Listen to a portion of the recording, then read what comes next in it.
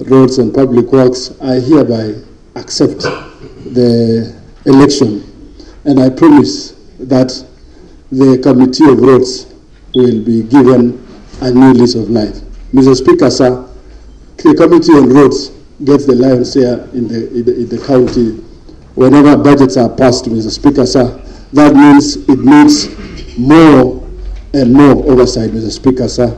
The era of procurement will be history when I'll be the chair, Mr. Speaker, sir.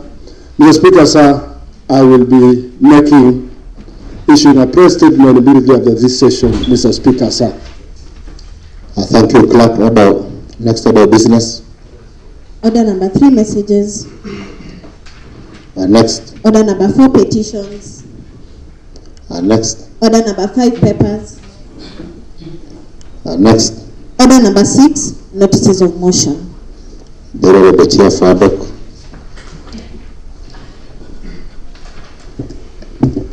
Thank you, Mr. Speaker. Mr. Speaker, I wish to give notice of the following motion: that this House adopts the report on the Ad-hoc Committee on the alleged fictitious payment of Kenya shilling 80 million from various county departments in the financial year 2024-2025. Thank you, Mr. Speaker. Thank you, Chair. Next order of business, Clerk. Order number 7, questions and statements. Next. Order number 8, by the chairman of Ad-hoc Committee on alleged fictitious payments. The Honorable Chair for Ad-hoc, take the floor.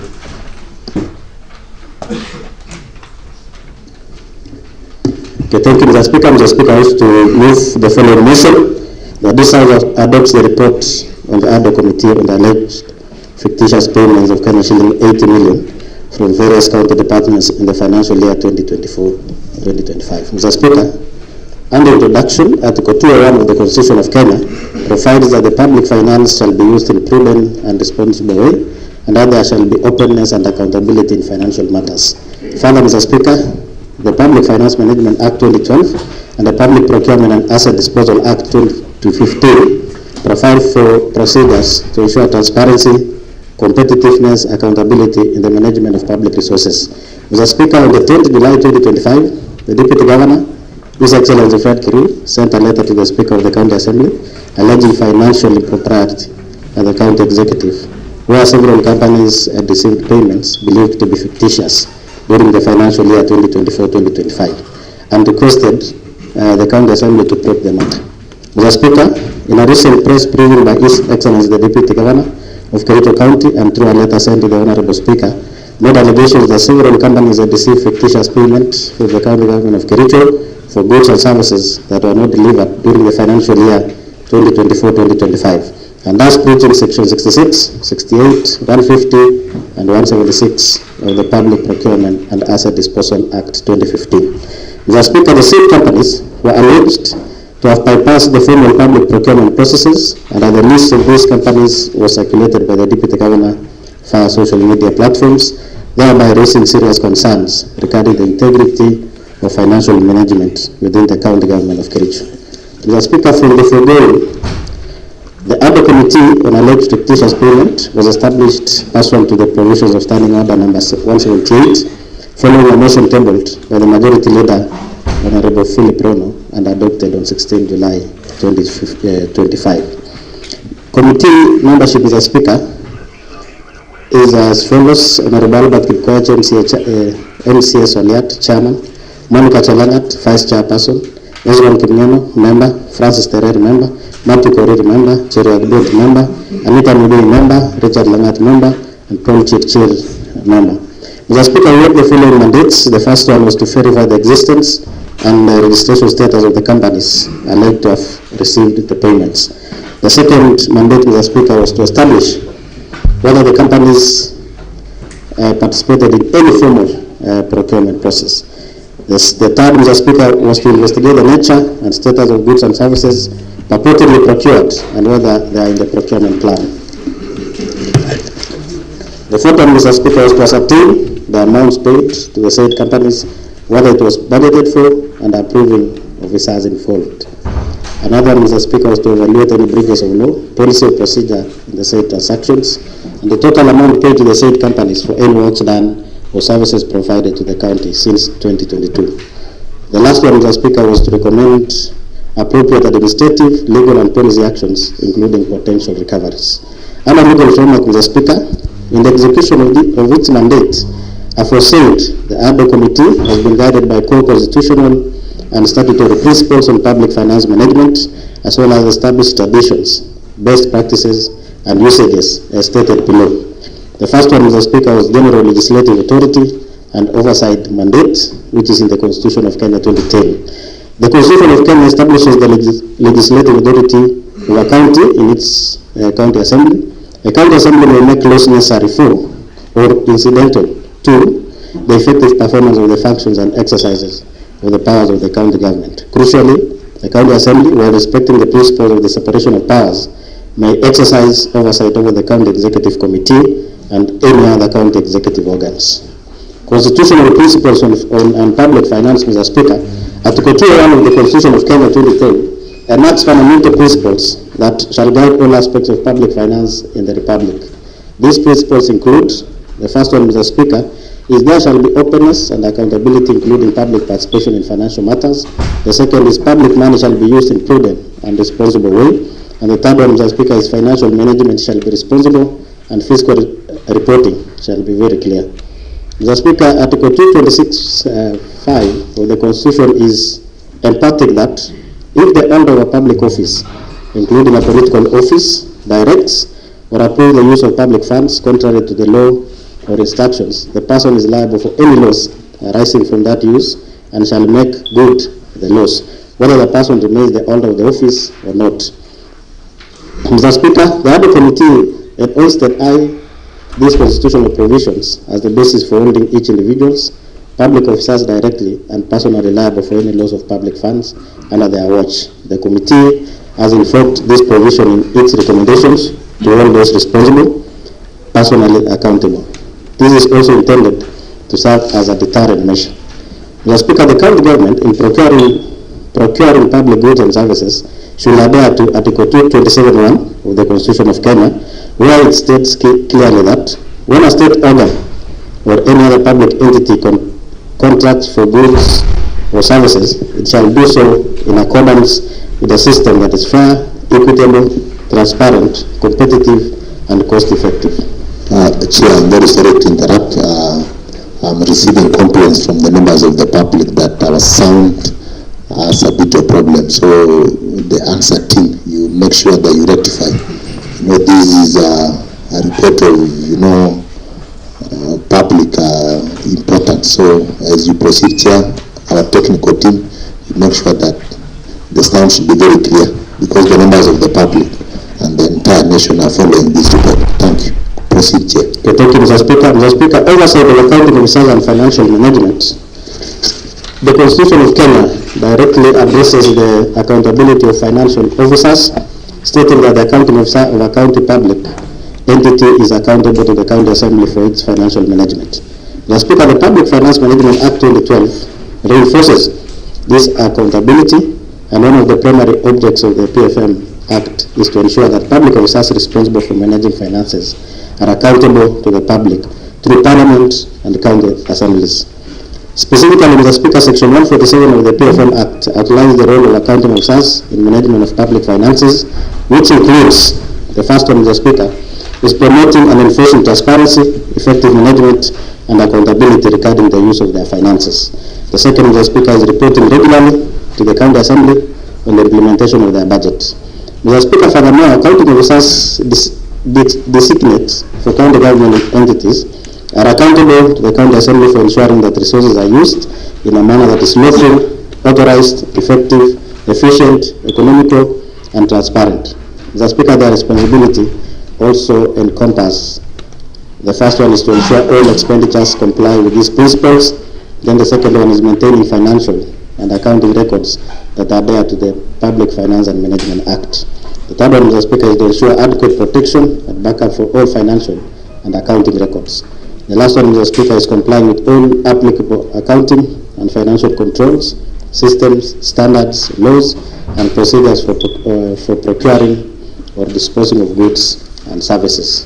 Mr. Speaker, in providing information on any fraud, losses, or violations, and explanation for actions taken to prevent similar problems. Mr. Speaker, the Public Finance and Management Act also imposes strict rules on public officers. The first one is a public officer shall not spend public money. Otherwise, Chair, you can have your seat. What is it? The Honorable Majority Leader.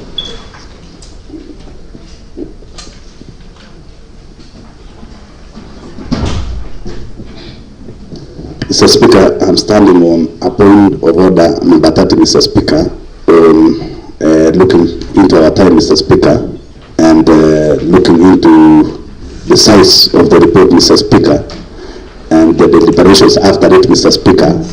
I think it will surpass our morning session time, Mr. Speaker, which is supposed to be 12:30, Mr. Speaker. And now, Mr. Speaker, I beg to move a motion to extend time until we dispense with this business, Mr. Speaker. Mr. Speaker, I allow my motion to be seconded by one Honorable Paul Chichiri, Mr. Speaker. Thank you, the Majority Leader. Your point of order granted. Honorable Paul Chichiri.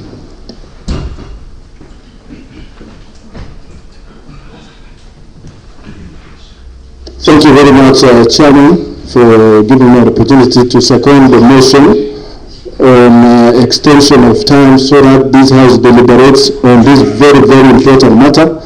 Mr. Speaker, sir, this is a matter of public importance and public concern.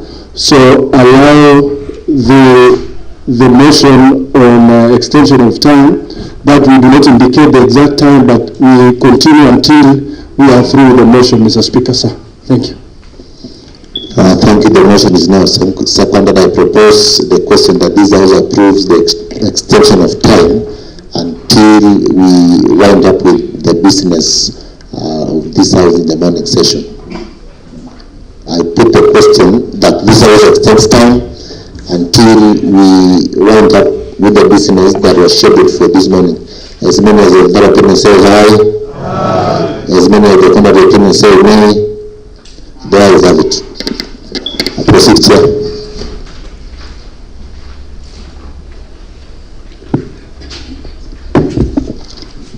Okay, thank you, Mr. Speaker. Mr. Speaker, I was saying that the Public Finance and Management Act also imposes strict rules on public officers. And the first one is a public officer shall not spend public money otherwise than authorized by the Constitution, an Act of Parliament, or county legislation. The second one, Mr. Speaker, is misappropriating public funds or assets is an offense. And the third one, Mr. Speaker, is public officers are personally liable for any loss sustained by a county government attributable to their fraudulent or corrupt conduct, negligence, or prohibited acts. Mr. Speaker, the powers of the County Assembly committees is to investigate are robust. And the first one, Mr. Speaker, is the County Assembly's Powers and Privilege Act, Cap 265C, states that a county assembly or its committees may invite or summon any person to appear before it for the purposes of giving evidence or providing any information, paper, book, record, or document. In this regard, they have the same powers as the High Court. The second, Mr. Speaker, is that the Constitution of Kenya, in Article 195(1), explicitly grant the county assembly and its committees the power to summon any person to appear before it for giving evidence or providing information. Article 195(2) further clarifies these powers, equating them to those of the High Court to enforce the attendance of witnesses, examine them on oath, and compel the production of documents. Mr. Speaker, the mandate of the proposed Ad-hoc committee directly align with the oversight powers outlined in the sources. So, Mr. Speaker, I will not read those mandates, Mr. Speaker, because I had already read it. So I will go directly to County Government Act 2012.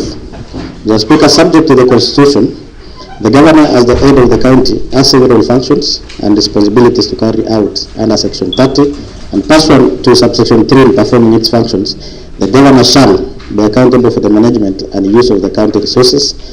So the Public Procurement and Disposal Act 2015, procurement contract is governed by the statutes, and Section 44(2) states the responsibility of the county officers in their performance that they shall, the first one is to ensure that procurement of goods, works and services of the public entity are within approved budget of that entity. The second one is to constitute all procurables and asset disposal committees within a procuring entity in accordance with the Act.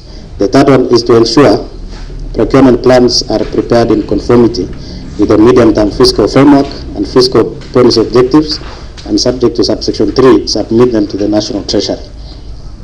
The fourth one, Mr. Speaker, is to ensure proper documentations of procurement proceedings and safe custody of all procurement records in accordance with the Act. The fifth, Mr. Speaker, is to ensure proper documentation of procurement proceedings and safe custody of all procurement records in accordance with the Act. Another is to ensure compliance with Section 68, 147, 148, and 149 of the Public Finance Management Act. Another, Mr. Speaker, is to approve and sign all contracts of the procuring entity, and also to ensure the procurement and asset disposal process of the public entity shall comply with this Act. Another, Mr. Speaker, is to ensure that the procurement processes are handled by different provisional officers in respect of procurements, initiations, processing and receipts of goods, works, and services. Chairman, as you proceed, Chairman, they are requesting that they want to capture your face, so you make sure that you also try to fill the other side. Or to fill the other side? Yes, just like that, Chairman. The members of the public want to see who is this mover of the motion. Thank you. Okay, thank you, Mr. Speaker. I am obliged, Mr. Speaker. So I will continue, Mr. Speaker. Submit to the authority the part in its procurement plan demonstrating application of preference and reservation schemes in relation to the procurement budget within 60 days after commencement of the financial year. Mr. Speaker, the last one which is came, Mr. Speaker, is that to ensure compliance with any other responsibility assigned by this Act or any other Act of Parliament or as may be prescribed in regulations. Mr. Speaker, the burden to prove fraud or manipulation of the prices quoted or stage managing the tender process pure lies with the procuring entity. To bleed fraud, there must specifically be proved that the procuring entity through deceit or dishonest means did actually manipulate the exercises or prices and unduly benefited from over exorbitant prices quoted. Mr. Speaker, did the procuring entity have the capacity to influence the award of contract at exorbitant prices? The procurement law enjoins the procurement entity, evaluation committee, and the tender committee to exercise due diligence to ensure value for money in every actions they take in procuring goods and services. Mr. Speaker, market survey is normally done before the invitation to tender, opening of bids, or award of the tender itself. It serves no purpose if it is done after the contract has been awarded and payment made. Mr. Speaker, Regulation 43.4 make it a mandatory requirement for a procurement entity to carry out periodic market survey to inform the placing of orders or adjudication by the relevant award committee. By dint of this provision, Mr. Speaker, the departments were deemed to have carried out market survey before awarding the contract. The accounting officers did not submit to the committee any list of the prevailing market price at the material time. Mr. Speaker, the law does recognize the culprits of inflated prices. It is surprising that the people culpable or responsible for the exorbitant prices, which is obvious on the face of it, have been spared. Mr. Speaker, few officers cannot be sacrificed at the altar of convenience or interest of the procurement officers and those involved in the relevant committees. There cannot be a justification for the application of the estimated prices by the department after the contract award and payment made. Mr. Speaker, the blame should be placed squarely where it lies. If there was a collusion, the same is to remote ends not proved by evidence. Mr. Speaker, Regulations 43.2 places the burden of determining prices on the procuring entity, specifically the tender committee, where the tender committee shall ensure that the procuring entity does not pay in excess of the prevailing market prices. It is not tenable, Mr. Speaker, that the suppliers are supposed to buy goods on behalf of the procuring entity at the exact market price, deliver, and then on top of it, all pay tax from the purchase price without making profit. It is not reasonable, Mr. Speaker, that the suppliers should be blamed for earning super profit. Mr. Speaker, the concerned government officers who played part in the procurement process with their eyes closed to the detriment of government interests should be held accountable. Mr. Speaker, Public Finance Management Act 2012, Section 149(1) of the PFM Act stipulates that an accounting officer is accountable to the County Assembly for ensuring that the resources of the entity for which the officer is designated are used in a way that is lawful and authorized, effective, efficient, economic, and transparent. Mr. Speaker, these provisions also obligated accounting officers designate as such to various departments to appear before the committee to respond to the payment made relating to their respective departments. And Mr. Speaker, the committee strongly holds the view that these provisions of the law were intended to be fully deployed to operationalize the principles set out under Article 201 of the Constitution, stated here above, and to ensure prudent and responsible management of public funds. Mr. Speaker, the committee has accordingly invoked these provisions in recommending varying disciplinary actions against persons or public officers who bear responsibility for breach of the law and or are responsible for the loss or wastage of public resources. Mr. Speaker, Section 149 addresses the responsibilities of accounting officers designate to county government entities, in that the accounting officers is accountable to the County Assembly for ensuring that the resources of the entity for which the officer is designated are used in a way that is lawful and authorized, and also effective, efficient, economic, and transparent. Mr. Speaker, the Ad-hoc Committee to investigate alleged fictitious payment was established pursuant to Standing Order 178 and was mandated to make recommendations thereafter. The County Assembly of Kericho Standing Orders provides the framework for establishing Ad-hoc committees. Mr. Speaker, an Ad-hoc committee is appointed through an assembly resolution as and when a need arises to investigate, study, and make recommendations on specific matters and issues for considerations by the House. Mr. Speaker, a motion for the establishment of an Ad-hoc committee requires a written recommendations from the liaison committee. Such a resolution can only be made once in a session and in exceptional circumstances, recommended by the liaison committee and certified by the Speaker. Mr. Speaker, Ad-hoc committees may not deal with a matter that falls within the mandate of another committee. They are required to submit their report to the Assembly within 3 months and stand dissolved upon submissions of the report. Mr. Speaker, apart from the standing orders, the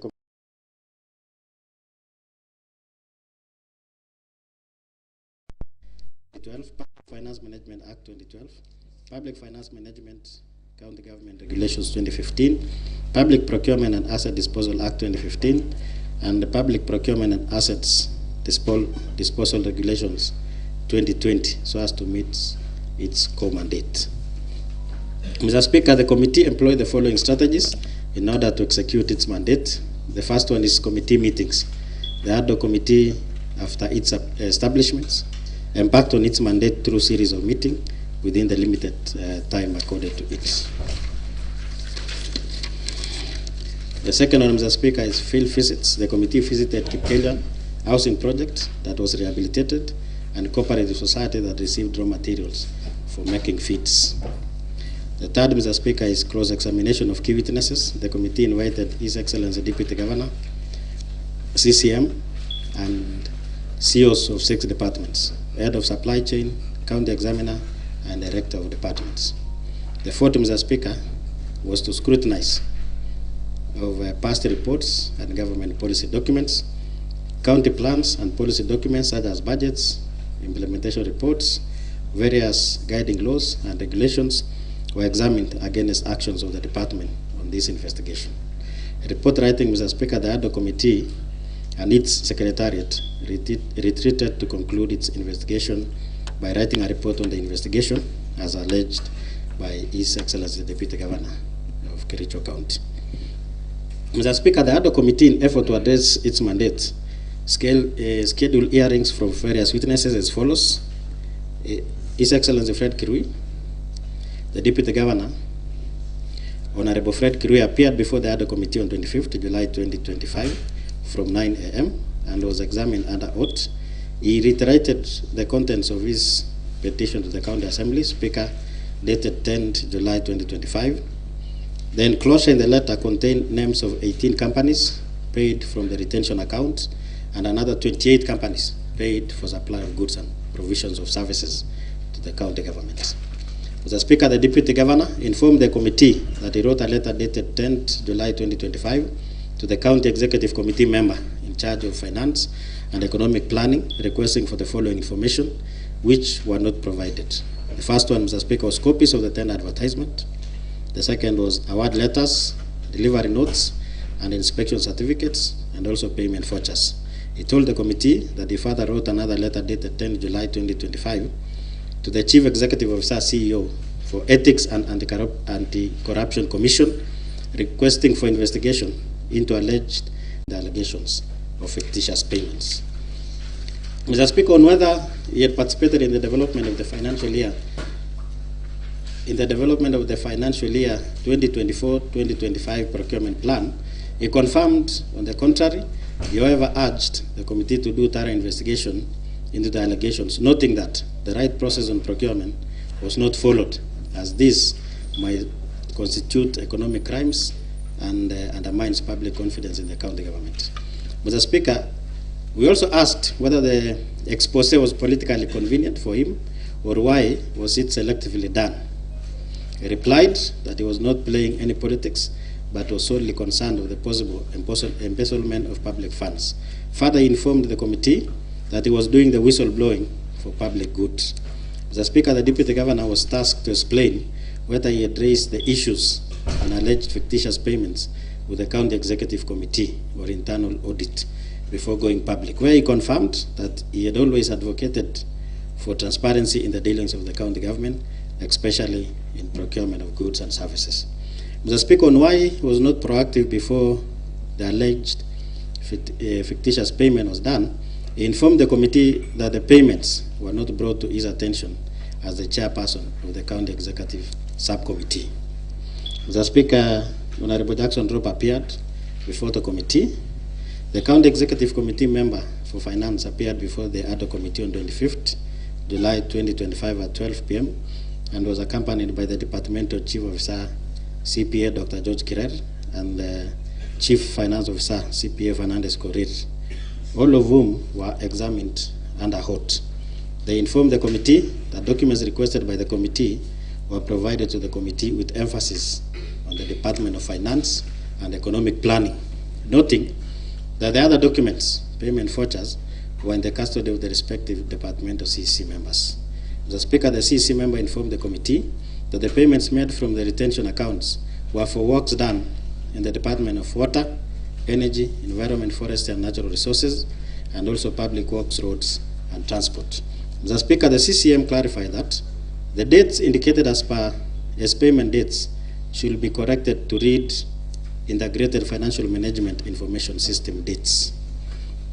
Mr. Speaker, I further informed the committee that the list indicating supply of goods and services was drawn from the recurrent budget and that the procurement of goods and services was done by way of requests for quotation, famously known as RFQs. Mr. Speaker, asked whether due diligence was done before any payment was made, the CCM confirmed that the officers who check on the compliance, including the Chief Finance Officer and the Chief Officer in charge of Finance Management. He further stated that they had taken a step of engaging the internal auditors with a view of presenting a report to the County Executive Committee for further processing in the cases mentioned by the whistleblower.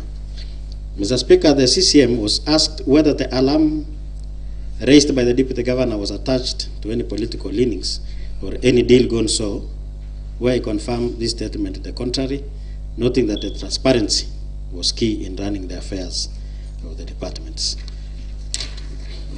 Mr. Speaker, the Director in charge of procurement also appeared before the Ad-hoc Committee on 5th July 2025 at 3:30 p.m. and was examined under oath. The Director was put to task to explain whether all the paid for good services and works in the approved procurement plan, where she responded that all the works procured and paid for in the alleged fictitious payment were captured in the procurement plan for the financial year 2024-2025 as approved by the County Head of Treasury. She further agreed with the committee that Form S13 were not attached in the payment vouchers, which is a requirement before payment of procured goods is made. The Speaker she was also asked why Mengro Products Company had many payment vouchers for retained funds.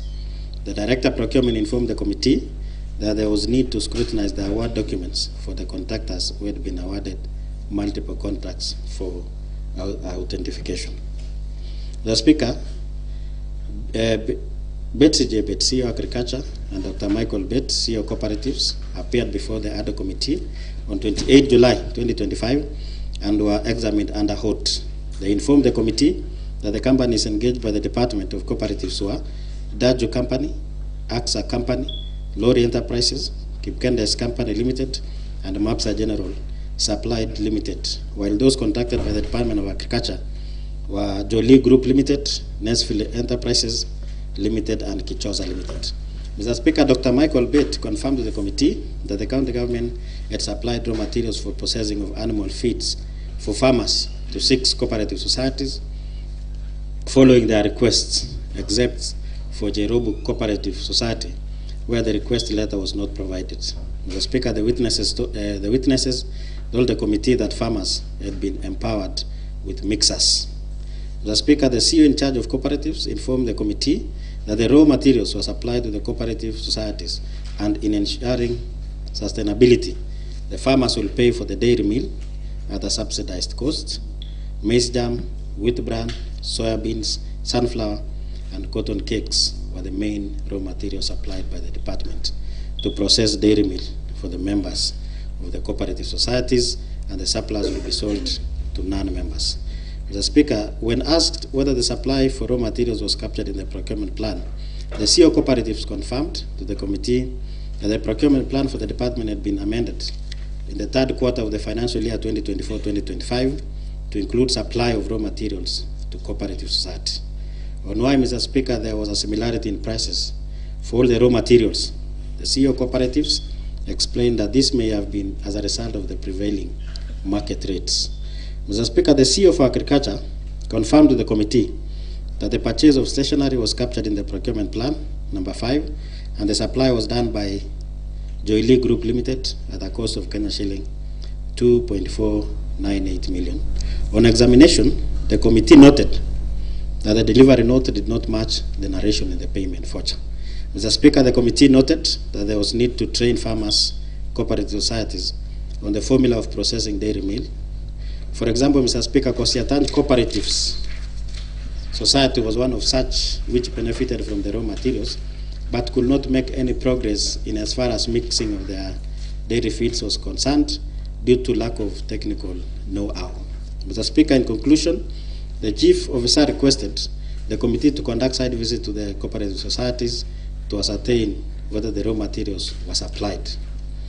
Mr. Speaker, Jacqueline Langat, Chief Officer Lands, Housing, Fiscal Planning and Settlement, appeared before the Ad-hoc Committee on 28 July 2025 at 3:30 p.m.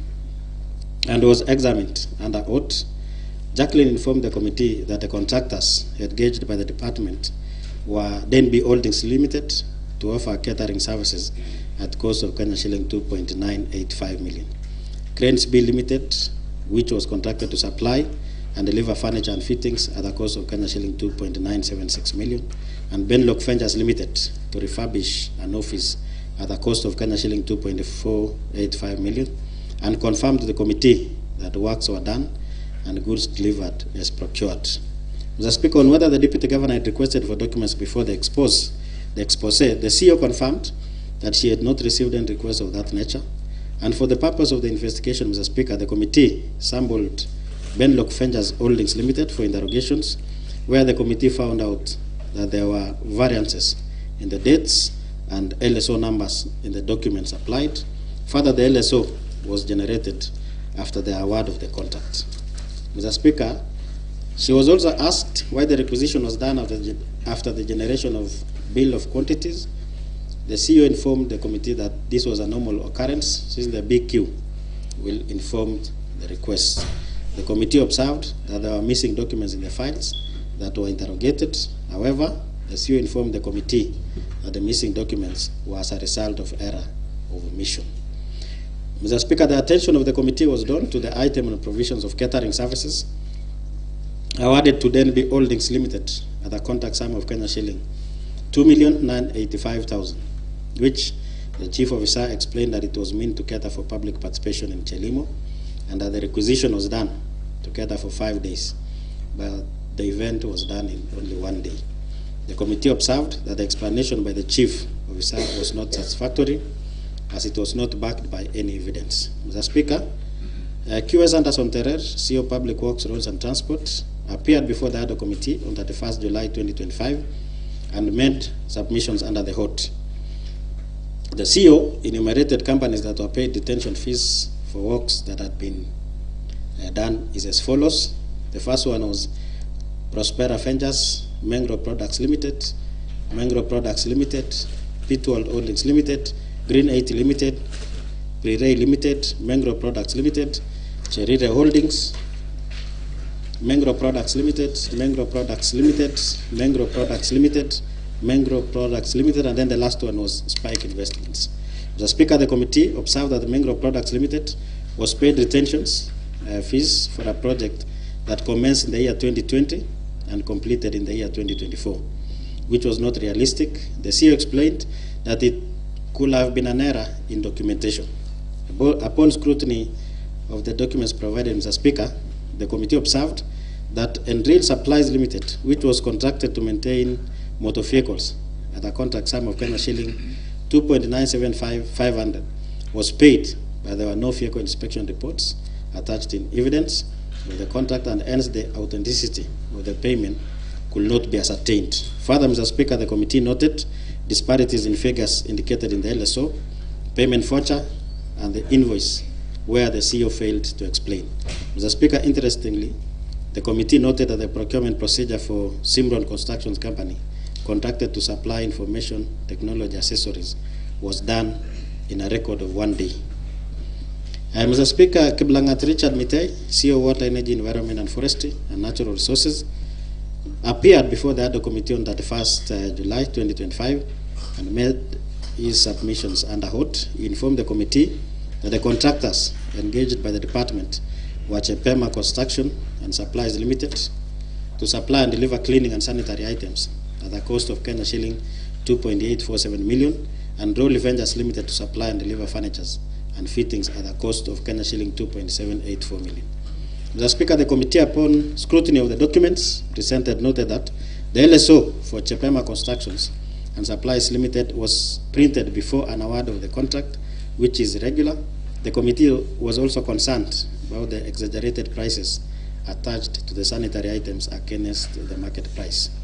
Asked whether there was a budget for procurement of the said items, the chief officer confirmed availability of budgetary allocation. Mr. Speaker, the CEO confirmed to the committee that IBM Pro Construction Limited was not engaged by the department as alleged by the Deputy Governor, noting that the department had engaged another company with the same name. The committee tasked the CEO to avail the details of the said company, which he failed to provide. The Speaker, Dr. Japheth Cheruiyot, CEO Health Services, appeared also before the committee on 1st August 2025 and made submissions under oath. He confirmed that he was the department's accounting officer as well as the AIE holder in the department. The Speaker, Dr. Cheruiyot, informed the committee that the entities contracted by the department were Slick Solutions Limited to supply medical equipment for Londiani Sub-County Hospital at the cost of Kenya shilling 2,064,000 and was captured also under procurement plan item number 75, and Avroscape Limited to supply medical equipment for new facilities at a cost of Kenya shilling 1.999 million, which was also captured under procurement plan item number 72. Mr. Speaker, the committee noted with a lot of concern the coincidence of bidders lacking the same documentations at the first level of evaluation, that is CR12 on tax compliance certificates, but the CEO asserted that the evaluation committee complied with the procurement law. The CEO informed the committee that the requisition for new facilities was done at the county headquarters stores located in Cape Chebor Ward, noting that the new facilities across the county did not have security and that there was fear of vandalism or theft. The Speaker, to track movement of equipment from the county store at the headquarters, the chief officer informed the members that there was Form S11 that shows the facility to which the equipment had been supplied to. Mr. Speaker, CPA Kenneth Omondi Ouma, head of examination, also appeared before the Ad-hoc committee on 1st August 2025 and testified under oath. He told the committee that payment vouchers qualify to be paid as guided by Section 104 of PFM Act 2012, where the following documents must be attached. The first one is requisition duly signed, RFQ forms fully filled, opening committee duly appointed, minutes of opening, evaluation appointed, and report minutes goes to the head of procurement for provision of opinion signed, issue notice of award or regret, contract signed between the supplier and entity execution of the work, appointment of inspection and report thereof, invoice processed, and S13 attached. The Speaker Kenneth further told the committee that in cases where there was variances in figures captured in the invoice, LSO and S13, he will advise accordingly as an examiner. Upon sampling the payment vouchers for Simron Limited, the committee noted glaring differences in figures where the examiner confirmed that the voucher was not payable as it was incomplete, but interestingly, Mr. Speaker, the contractor had been paid. In this regard, the examiner could not explain the reason why the non-compliant file was paid. However, indicated that the examination office had been very keen during examinations and that there had been many instances where documents had been returned to the departments for compliance. Mr. Speaker, when asked who will take responsibility for the errors of omission and commission in the payment vouchers, the examiner confirmed that there will be collective responsibility, including the examination office. Richard Tanui, CEO Education and Child Welfare and Acting County Secretary, also appeared before the committee on 1st July 2025 and made submissions under oath. The Speaker Richard was asked whether there was any correspondences between the offices of the Deputy Governor, EACC, and the office of the County Secretary, where Mr. Tonui confirmed that he had received a letter from the EACC regional office indicating the prayers of the letter from the Deputy Governor and that he had responded accordingly. Mr. Speaker, after interrogations, the Acting County Secretary assured the committee that any recommendations from the Ad-hoc committee will be acted upon accordingly. So, Mr. Speaker, the Ad-hoc committee responds to the terms of references. Mr. Speaker, the Ad-hoc committee, upon scrutiny of the responses from various witnesses, examination of documents adduced before it, and listening to the intended beneficiaries, wishes to respond terms of references as follows. The first terms of reference, Mr. Speaker, was to verify the existence and registration status of the companies alleged to have received payments. The companies engaged by the county government of Kericho on various works, goods and services were as follows. The first company, Mr. Speaker, was Rolly Ventures Limited. It is registered or owned by Chepkemo Ingeno, shares 90 ordinary shares, and Wesley Rono has 10 ordinary shares. That is according to the CR12 that was provided. And the works, procured works, Mr. Speaker, was supply and delivery of furnitures.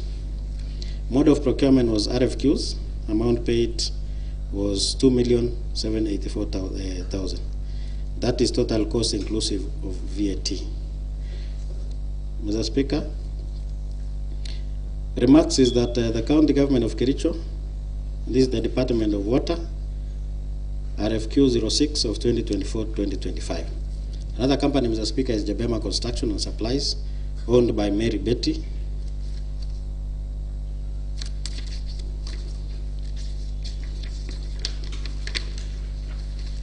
They supplied sanitary items. Mode of procurement is RFQs, and the money inclusive of VAT was 2,900,000 2,900,500 shillings. The quotation number, Mr. Speaker, is 05 of 2024-2025 in the Department of Water, County Government of Kericho. Another company, Mr. Speaker, is IBM Bro Construction Limited. We did not get the status of the company. The procured works was General Office Supplies.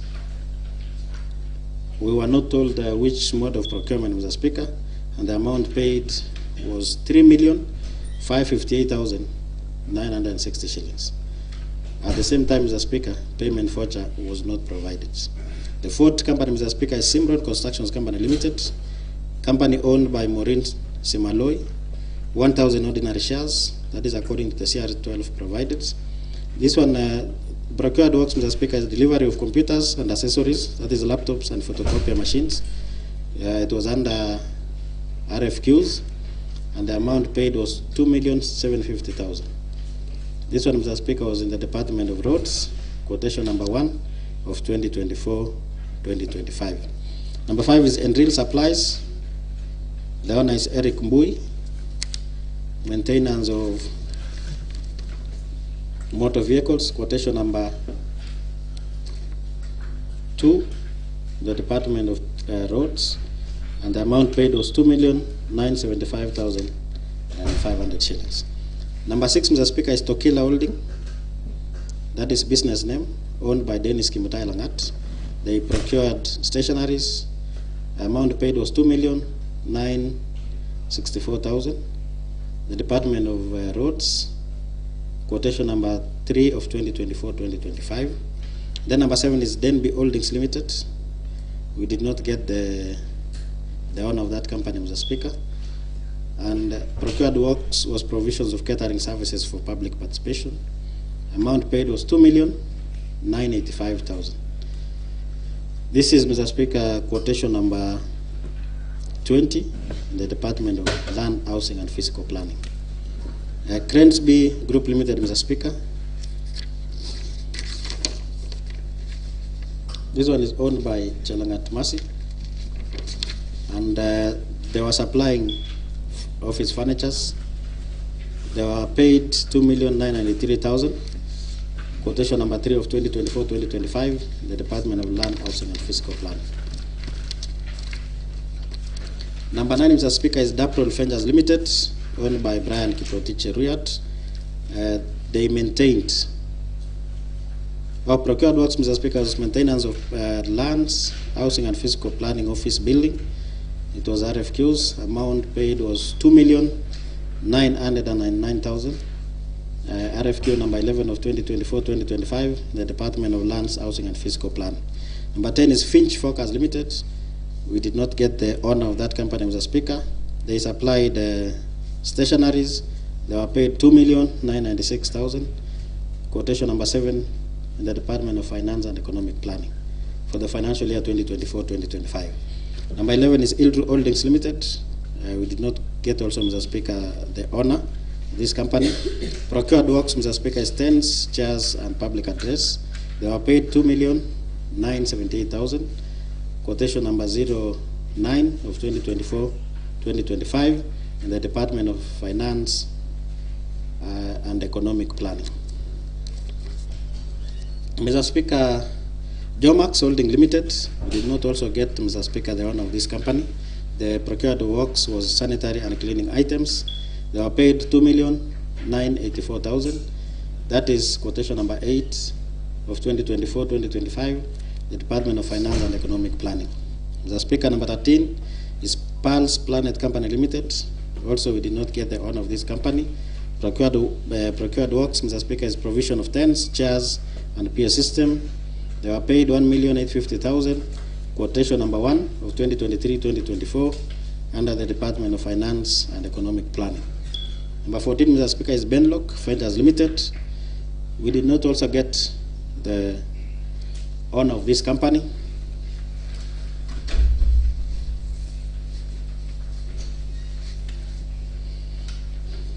Mr. Speaker, we did not get also the owner of this company. Procured works, Mr. Speaker, is refurbishment of office. They were paid 2,488,036 shillings.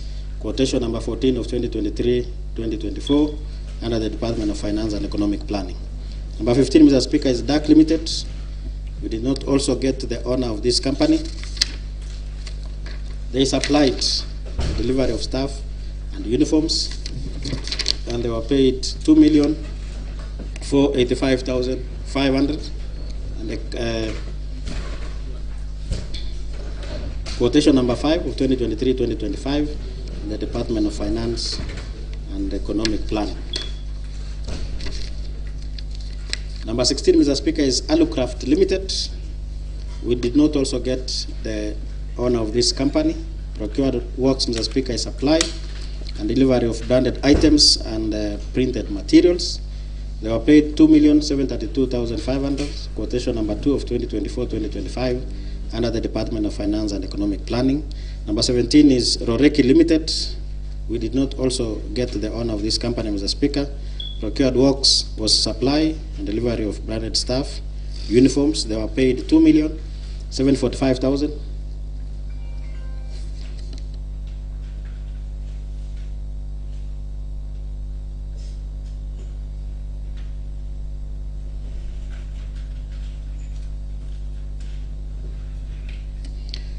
Mr. Speaker, number 17, Mr. Speaker, is Roreki Limited.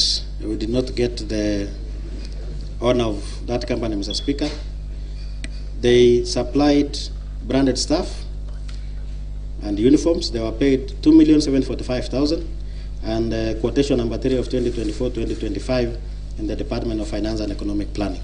Number 18, Mr. Speaker, is Bueno Day One Limited. This one, Mr. Speaker, also we did not get the owner of this company. The procured works, Mr. Speaker, is public address system, TENS, and they were paid 2,895,500. Quotation number 1 of 2024-2025, the Department of Finance and Economic Planning. Mr. Speaker, another company is Nesfield Enterprises Limited.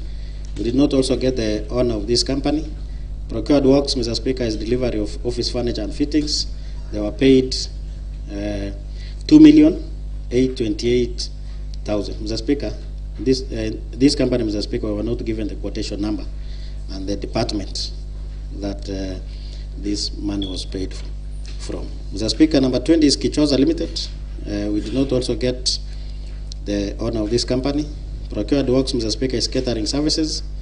They were paid also 2,972,820. We did not have also, Mr. Speaker, the quotation number for this and the financial year that this money was paid. Mr. Speaker, number 21 is Joily Group Limited. The owner, Mr. Speaker, we did not also get. Procured works, Mr. Speaker, is supply and delivery of assorted stationaries. They were paid, Mr. Speaker, 2,948,000. And Mr. Speaker, this one is quotation number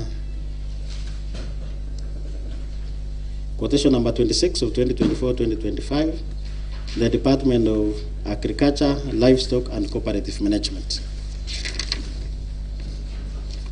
Mr. Speaker, company number 22, Mr. Speaker, is Pitwold Holdings Limited, owned by Geoffrey Kimngeno Maritime. Procured works, Mr. Speaker, is construction and rehabilitation of Kwakladis, Kapcheboy, Signboards, Kapcheboy Primary School Road. Amount paid under retention, Mr. Speaker, was 365,278 shillings, and quotation number is number 6 of 2023-2024 in the Department of Roads. Number 23, Mr. Speaker, is Spike Investment Limited, owned by Josephat Nyachiro Chomo. This is construction and rehabilitation of Wet AGC, Cap Chudo Kipsite Dispensary. Amount paid, Mr. Speaker, under retention is 383,065 shillings. County Government of Kericho, quotation number 41 of 2023-2024, the Department of Roads. Mr. Speaker, number 24 is Green 80 Limited, owned by Tom Cheruiyot. This is maintenance of Taurit, Kirukto TBC, Torsage, Kofi Road, and the amount paid was 459,759. This is also retention, Mr. Speaker, quotation number 126 of 2023-2024 in the Department of Road Works Transport. Number 25, Mr. Speaker, is Megro Product Limited, owned by Njoroge James. Maintenance of C35 Segetet Morao Road. Amount paid is 312,079 shillings. Quotation number, this one was RMLF of 2020-2021, Kericho County, Department of Road Works. Mr. Speaker, number 26 is Eldama Construction and Supplies Limited. We did not get the owner of this company, Mr. Speaker. Also procured works we were not given. but the amount paid, Mr. Speaker, was 422,670. Mr. Speaker, payment vouchers were also not availed to the Ad-hoc committee. Mr. Speaker, number 27 is PRISAC.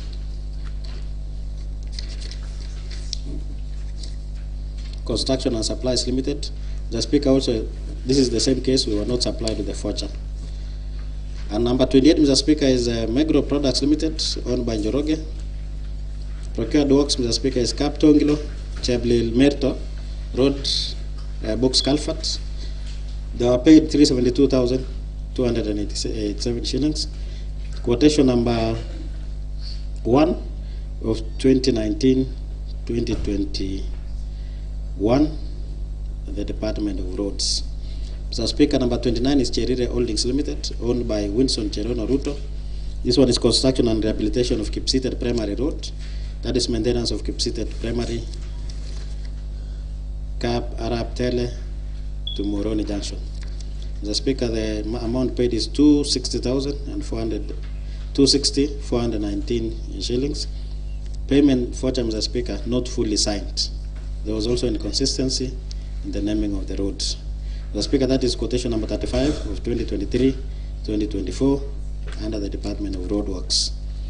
Mr. Speaker, number 30 is Mengro Products Limited, owned by Njoroge James, construction of Lelsotet Bridge. Amount paid is 496,860 shillings, and the quotation number is number 34 of 2020-2021, the Department of Public Works Transport. Mr. Speaker, number 31 is Pre-Ray Limited, owned by Brenda Chepkoech, proposed construction of Sisionik Junction to Moyot Primary School Road. They were paid 389,752 shillings. Quotation number 51 of 2023-2024, the Department of Roads. Number 32 is Mengro Products Limited, owned by James Njoroge James. This is rehabilitation, Mr. Speaker, of Kimashan Technical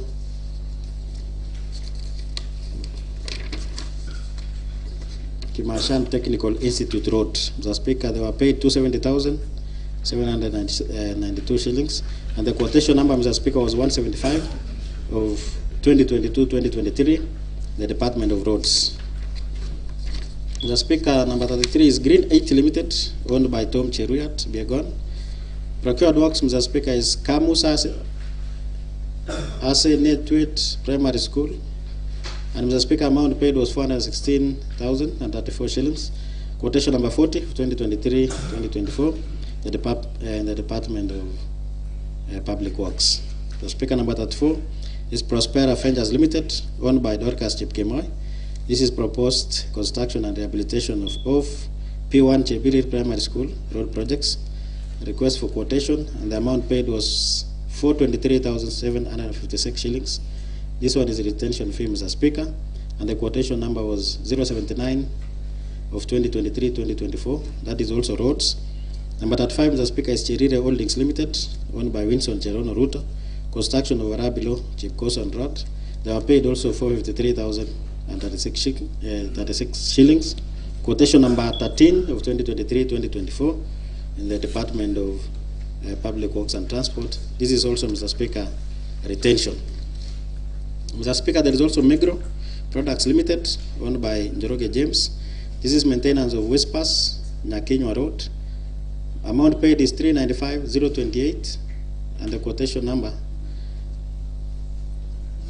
This one, they've only written T of 2018-2019. Number 37, Mr. Speaker, is Megro Products Limited, owned by Njoroge James. Proposed construction of P1 Ngatumek Cap Chuma Road. They were paid 287,523. Quotation number 32 of 2019-2020. This is also roads, and it is also retention, Mr. Speaker. Mr. Speaker, number 38 is Avroscape Limited, owned by William Kipchirchir Chepkon, and procured works, Mr. Speaker, is supply, delivery, installation of medical equipment for new dispensaries. Amount paid, Mr. Speaker, is 1,999,800 shillings. Quotation number 40 of 2024-2025, the Department of Health. Mr. Speaker, number 39 is Slick Solutions Limited, owned by George Kipchirchir Mutai. This is supply, delivery, installation of medical equipment for new Londiani Sub-County Hospital. Amount paid, Mr. Speaker, is 2,064,000. Quotation number 39 of 2024-2025. This is the Department of Health. Number 40, Mr. Speaker, is Kipkendes Company Limited. We did not get the honor of this company, Mr. Speaker. Procured works is delivery of raw materials for feed processing plant Cheblanget Ward. Quotation number, Mr. Speaker, is 034 of 2024-2025, and the amount paid is 2,992,600 shillings in the Department of Agriculture, Livestock and Cooperative Management. Number 41, Mr. Speaker, is MAPSA General Supplies Limited. The honor, Mr. Speaker, also we were not able to get.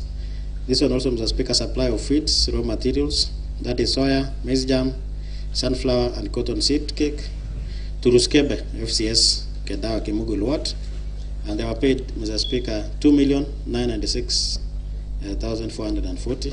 Unfortunately, Mr. Speaker, we did not get the quotation number and the financial year. Mr. Speaker, number 42 is AXAC Technologies. We did not also get the honor of this company. They also supplied feeds, raw materials.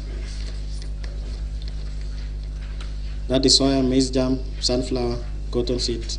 This one is to Kosiatan FCS in Sigawet. We did not also get the, we have the quotation number, 36 of 2024-2025, the Department of Agriculture, Livestock and Cooperative Management, and the amount paid, Mr. Speaker, is 2,995,300 shillings.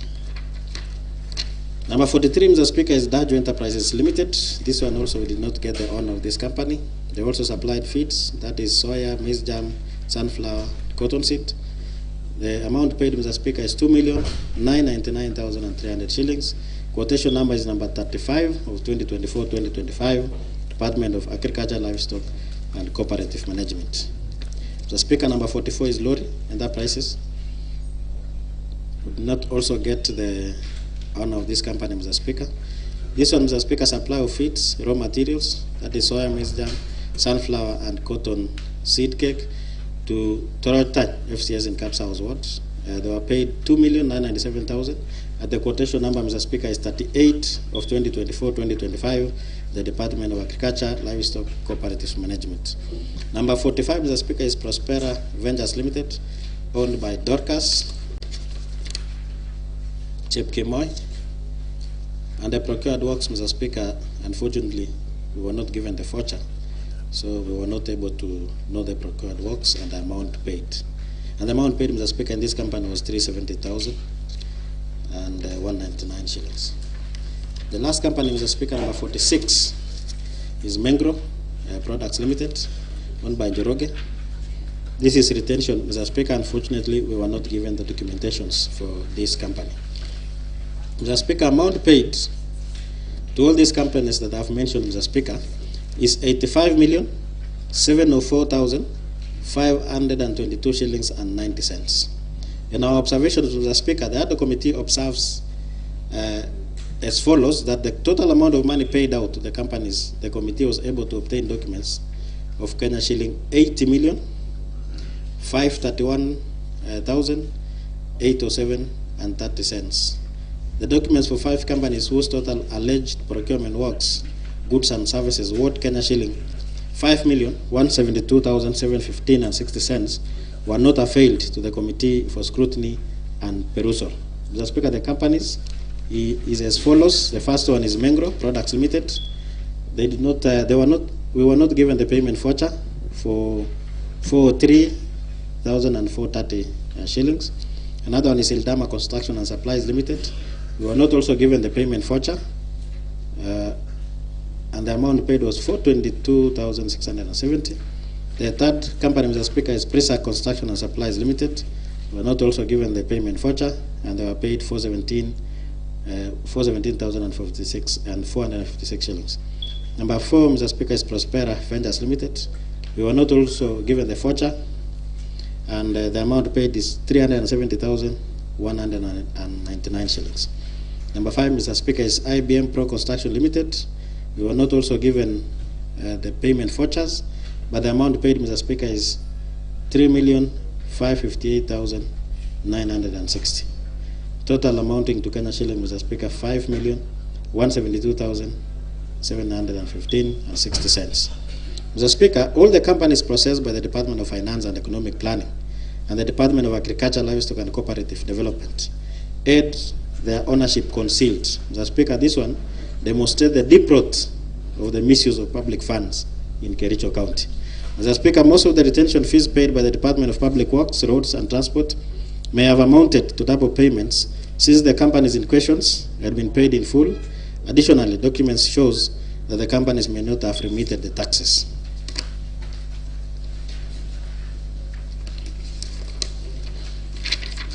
Mr. Speaker, to establish whether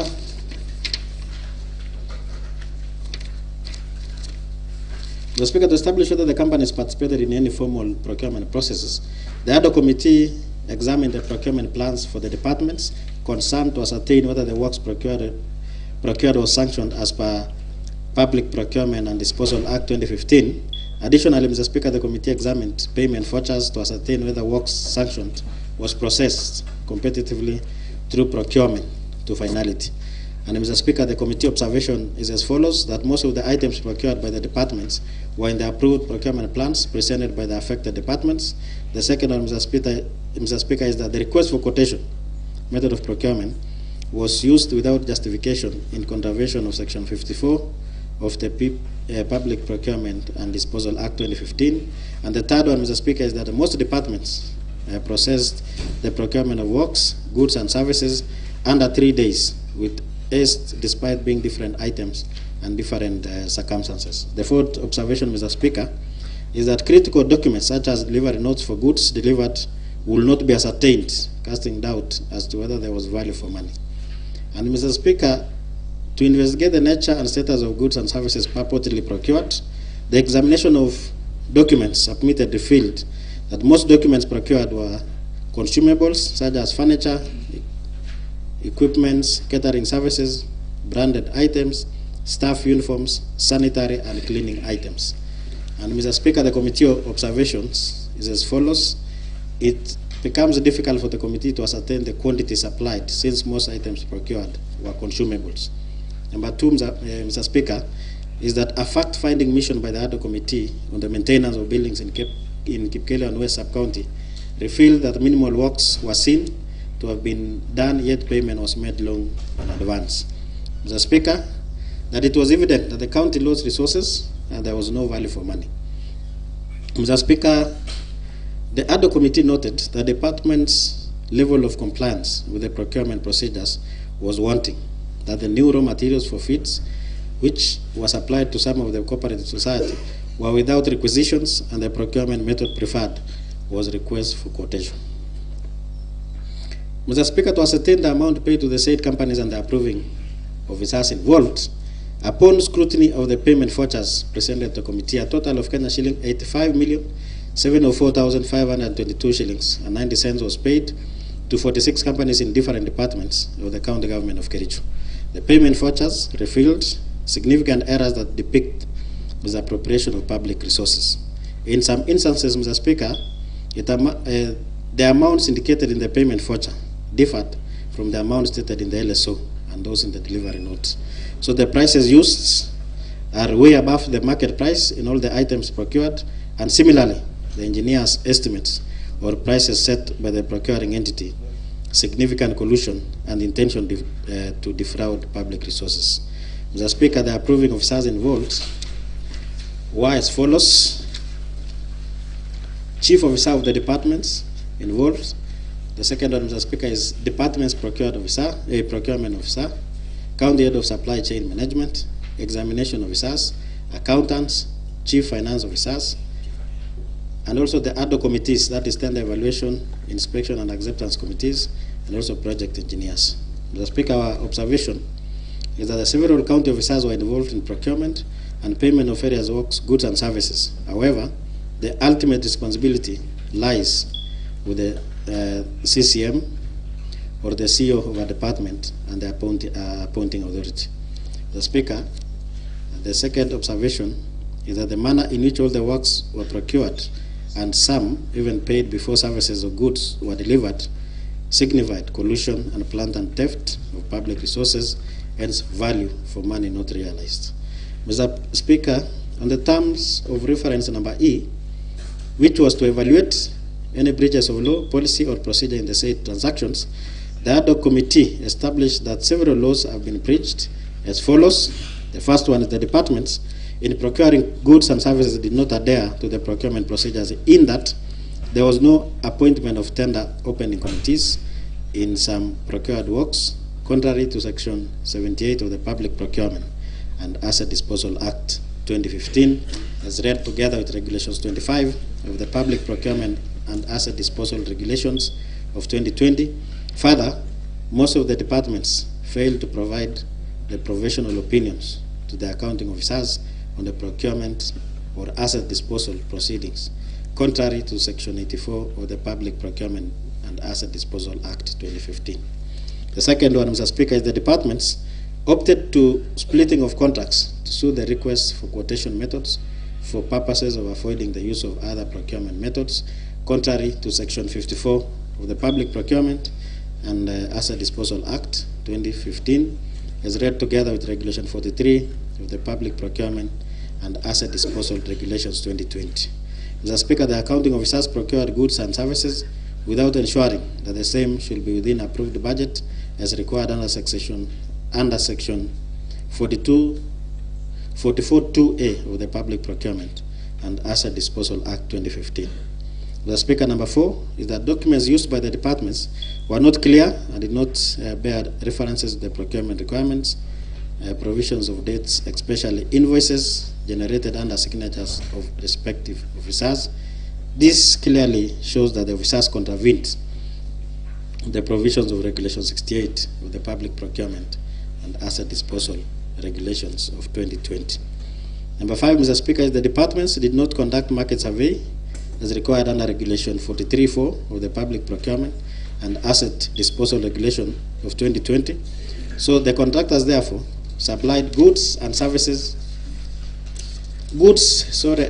exorbitant prices contrary to Section 54(2) of the Public Procurement and Asset Disposal Act of 2015. The Speaker, number 6 is that in some instances, payments were made in advance before delivery of goods and services by the departments without an indication of exceptional provisions in the contract or any written agreement. This indicates, Mr. Speaker, that payments were made contrary to Section 146 of the Public Procurement and Asset Disposal Act of 2015. Mr. Speaker, in the last terms of reference, Mr. Speaker, which was to recommend appropriate administrative, legal, and policy actions, including potential recoveries, after analyzing of evidence and careful examination of oral evidence and documents presented before the Ad-hoc committee, the committee recommends as follows: the Department of Agriculture, Livestock, Fisheries, and Cooperatives. Officers involved, Mr. Speaker, were Chief Officer, Procurement Officers, and Head of Supply Chain Management. And our recommendations on administrative action, legal, and policy option is that to capacity build the officers involved, lay down disciplinary action be instituted by the County Public Service Board and the appointing authority.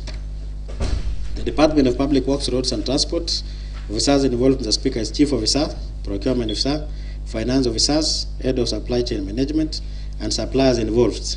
Mr. Speaker, our recommendation on administrative action, legal, and policy options is to capacity build the officers involved, lay down disciplinary action be instituted by the County Public Service Board and the appointing authority. Mr. Speaker, the Department of Water, Energy, Environment, Forestry, and Natural Resources, officers involved also, Mr. Speaker, is Chief Officer, Procurement Officer, Finance Officers, Head of Supply Chain Management, and suppliers involved. Also, Mr. Speaker, our recommendation is capacity building the officers involved, and also to lay down disciplinary action be instituted by the County Public Service Board and the appointing authority. Number 4, Mr. Speaker, the Department of Land, Housing, and Physical Planning and Settlement. Officers involved is Chief Officers, Procurement Officer, Finance Officer, and head of supply chain management. Our recommendation on administrative action is capacity build the officers, and also to lay down a disciplinary action be instituted by the County Public Service Board and the appointing authority. Department of Health, Mr. Speaker, officers involved, that is Chief Officer, Procurement Officer, Finance Officers, and also Head of Supply Chain Management. We're also recommending for capacity building and also disciplinary action be instituted by the County Public Service Boards and also the appointing authority. Number 6, Mr. Speaker, Finance and Economic Planning. Chief Officers involved is Chief Officers, Procurement Officer, Finance Officers, and Head of Supply Chain Management. We're also recommending the same administrative action, which is capacity building, and also lay down disciplinary action instituted by the County Public Service Board and the appointing authority. The Speaker, Committee observation. The committee, having examined documents adduced and oral evidence from the various departments involved, the committee observed as follows. In the Department of Agriculture, Livestock and Cooperative Management, starting with Livestock and Cooperative Management Division, Mr. Speaker, the department contracted for supply of raw materials for making animal feeds amounting to Kenya shilling 14,980,640 shillings to 5 cooperative societies within the county.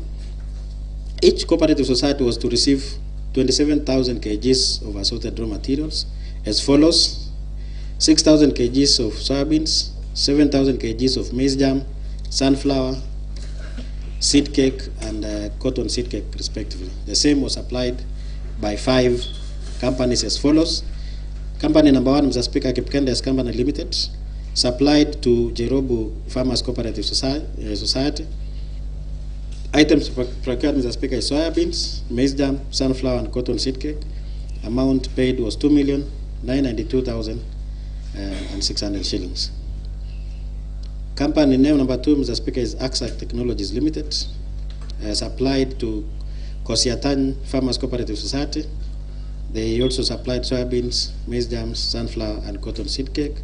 The amount paid, Mr. Speaker, is 2,995,300 shillings. The third company, Mr. Speaker, is MAPSA General Supplies Limited. This one was supplied to Ruskebe Farmers Cooperative Society. Items procured is soybeans, maize germ, sunflower, and cotton seed cake, and the amount paid, Mr. Speaker, was 2,996,440 shillings. Daju Enterprises Limited supplied to Kipagenge Cooperative Society, and items procured was soybeans, maize germ, sunflower, and cotton seed cake, and the amount paid, Mr. Speaker, is 2,999,300 shillings. The fifth company, Mr. Speaker, is Liri Enterprises Limited. This one supplied to Trochtan Farmers Cooperative Society, and they supplied soybeans, maize germ, sunflower, and the amount paid, Mr. Speaker, is 2,997,000. Mr. Speaker, the committee observed that the department split the procurement into 5 in order to enable them to use requests for quotations instead of using open tender, which is more transparent and competitive. Mr. Speaker, this was in breach of Section 54(1) of the Public Procurement and Disposal Act of 2015, which stipulates that no procuring entity may structure procurement as 2 or more procurements for the purposes of avoiding the use of a given procurement procedure. Mr. Speaker, the committee further noted that at the time when payments were made, no supplies had been made to the various cooperative societies. However, after the issue was raised, partial delivery of the raw materials was delivered to various farmers' cooperative societies. This is in violation of Regulations 83(2)(e) and Regulation 98(2) of the Public Finance Management Act, County Government Regulations. Mr. Speaker, the committee also noted that the items procured were above the market prices, which contravened Section 54(2) of the Public Procurement and Asset Disposal Act 2015, which stipulates that standard goods, services, and works with known market prices shall be procured at the prevailing market prices. Lastly, Mr. Speaker, the committee noted the inconsistencies in the requests, letters, and acknowledgement letters from the Farmers Cooperative Society, which its authenticity was doubtful. At the same time, it seems, Mr. Speaker, e-teams invoices were not attached to the payment vouchers, hence contravening the Kenya Revenue Authority guidance that requires all business person claiming any business expense as at 1st January 2024 to submit the e-teams invoice. We therefore, Mr. Speaker, recommend as follows: that all the public funds lost for goods not supplied and services not rendered be fully recovered from the suppliers, and the accounting officers be held accountable. The second recommendation, Mr. Speaker, is that the leaders of the various cooperative societies follow up to recover the raw materials within a period of 28 days from the approval of this report. The third recommendation, Mr. Speaker, is that the valid e-teams for the above companies be provided to the Committee on Agriculture within 15 days from the approval of this report. Then, Mr. Speaker, in the Division of Agriculture, the department contracted for the supplies of office furniture amounting to Kenya shilling 2,828,000 from Nesfield Enterprises Limited, catering services amounting to Kenya shilling 2,972,820 from Kichoza Company Limited, and assorted stationaries amounting to Kenya shilling 2,948,000 from Jolie Group Limited, all totaling to Kenya shilling 8,748,820. The committee observed that all the above payments was not supported by the official e-teams invoices, hence contravening the Kenya Revenue Authority guidelines that requires all business person claiming any business expense as at 1st January 2024 to submit the e-teams invoice. Mr. Speaker, the S11, that is counter receipt and issue voucher, which was used to issue furniture to the users, were not legible, hence the committee could not establish if the said supplies were received and issued to the users. Mr. Speaker, at the same time, another S11 indicated all the stationaries procured were issued to one officer instead of being received and put in the store so that it can be issued on need basis. Mr. Speaker, the invoice for the provisions of catering services was not dated. This is appointed to weak internal controls.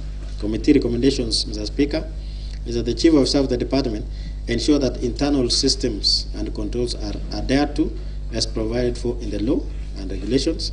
Number two is that Form S13, S11 be adhered in order to track supplies and ensure goods procured are accounted for. Mr. Speaker, the third one is that valid e-teams for the above companies be provided to the Committee on Agriculture within 15 days from the approval of these reports. The Department of Public Works, Roads and Transport, Mr. Speaker, the department contracted Simron Construction Company Limited for the supply of computers amounting to Kenya shilling 2,750,000, and Real Supplies Limited for maintenance of motor vehicles amounting to Kenya shilling 2,975,500. And then another, Mr. Speaker, is Tokila General Supplies for the supply of general office supplies amounting to Kenya shilling 2,964,000, all totaling to Kenya shilling, Mr. Speaker, 8,689,500. The committee noted that all the companies did not attach valid e-teams invoices, hence the remittance of taxes to KRA by the three companies could not be established. This therefore contravenes the Kenya Revenue Authority guidelines that requires all business person claiming any business expense as at 1st January 2024 to submit the e-teams invoice. Mr. Speaker, at the same time, there was inconsistencies between the invoice amount and the contract price. All the three companies issued invoices of Kenya shilling, Mr. Speaker, 2.9 million each, while the contract prices was varied as stated above. This points to weaknesses in internal controls or the company stated above could be related and only used to beat competition in the use of request for quotation method. Mr. Speaker, the committee further noted invoice for the maintenance of motor vehicles as well as the evaluation report did not indicate the specific services done in the motor vehicles other than engineers' estimates made during requisitions.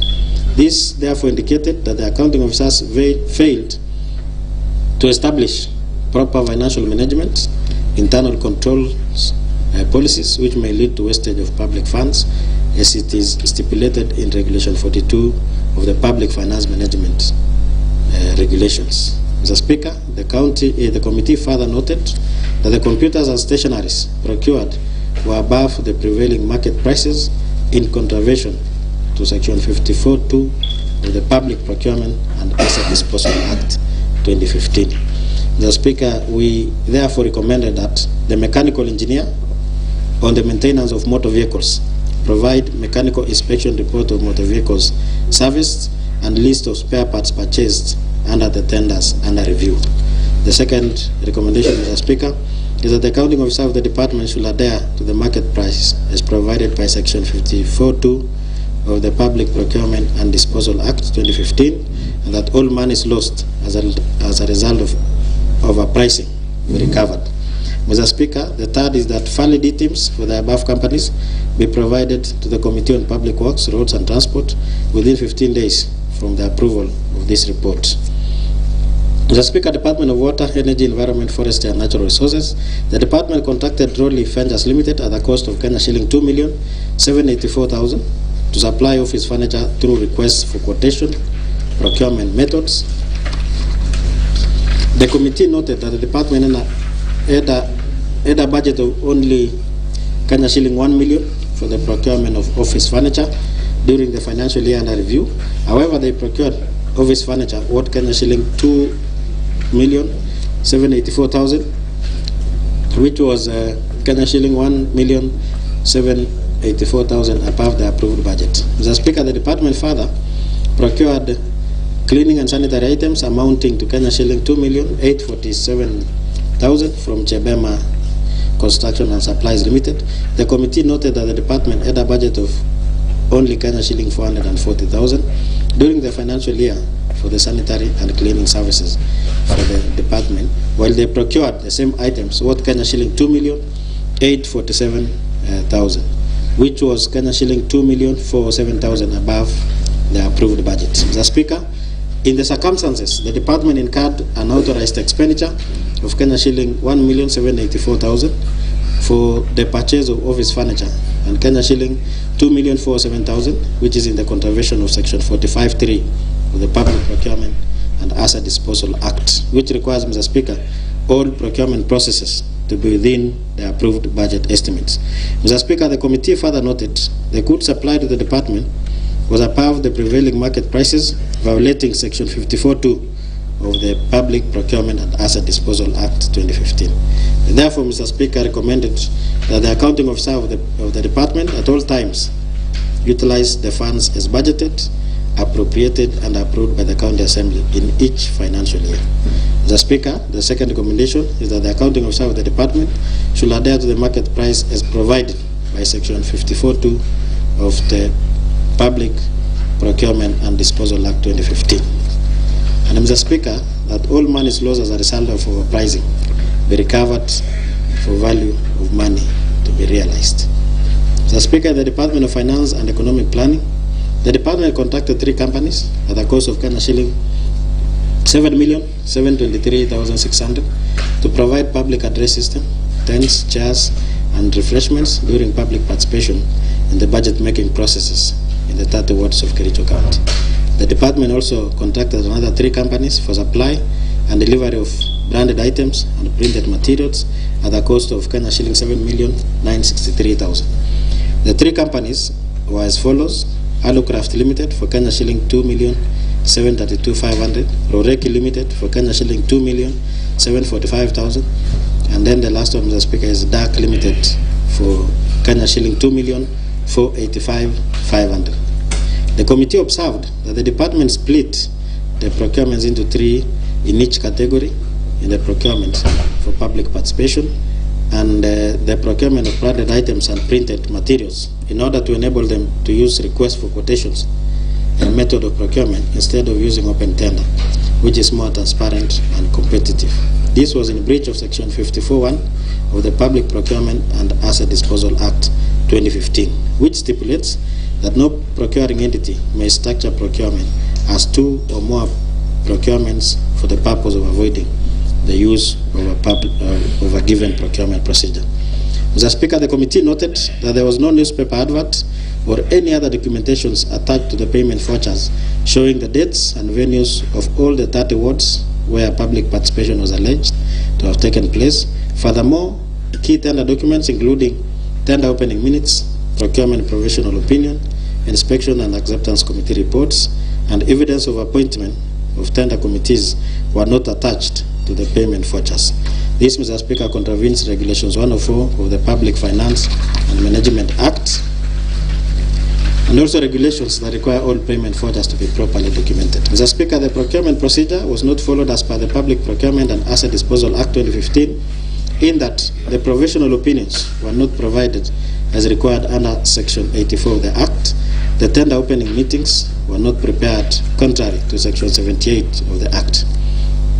Mr. Speaker, the Department of Finance also contracted Finch Focus Limited for supply and delivery of office stationery at a cost of Kenya shilling 2,996,000. Jomax Oldex Limited for the supply of sanitary and cleaning materials at a cost of Kenya shilling 2,984,200 shillings, and also Benlock Vendors Limited for refurbishments and other ancillary works at a cost of Kenya shilling 2,488,036 shillings. All the three payments were not properly supported with tender opening minutes, procurement provisional opinion, as well as evidence of appointment of various tender committees. Mr. Speaker, the accounting officer in Section 147(1) is required to establish strong internal controls and ensure payments for goods and services should have proper supporting documents. Mr. Speaker, the committee noted that the procurement of sanitary and cleaning materials by the department amounting to Kenya shilling 2,984,200 was done without a budgetary allocation, leading to unauthorized spendings. Mr. Speaker, this therefore means the accounting officer failed to adhere to the provisions of Section 149 of the Public Finance Management Act, read together with Regulations 53 of the Public Finance Management Regulations, which prohibits one from authorizing payments not budgeted for.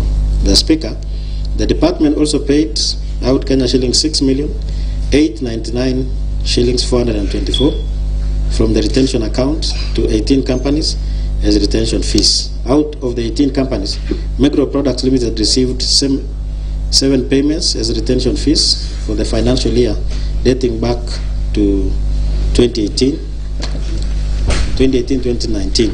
The Speaker, the department did not provide copies of the payment vouchers for 3 companies which were paid detention fees, totaling to Kenya shilling 1,243,557 shillings.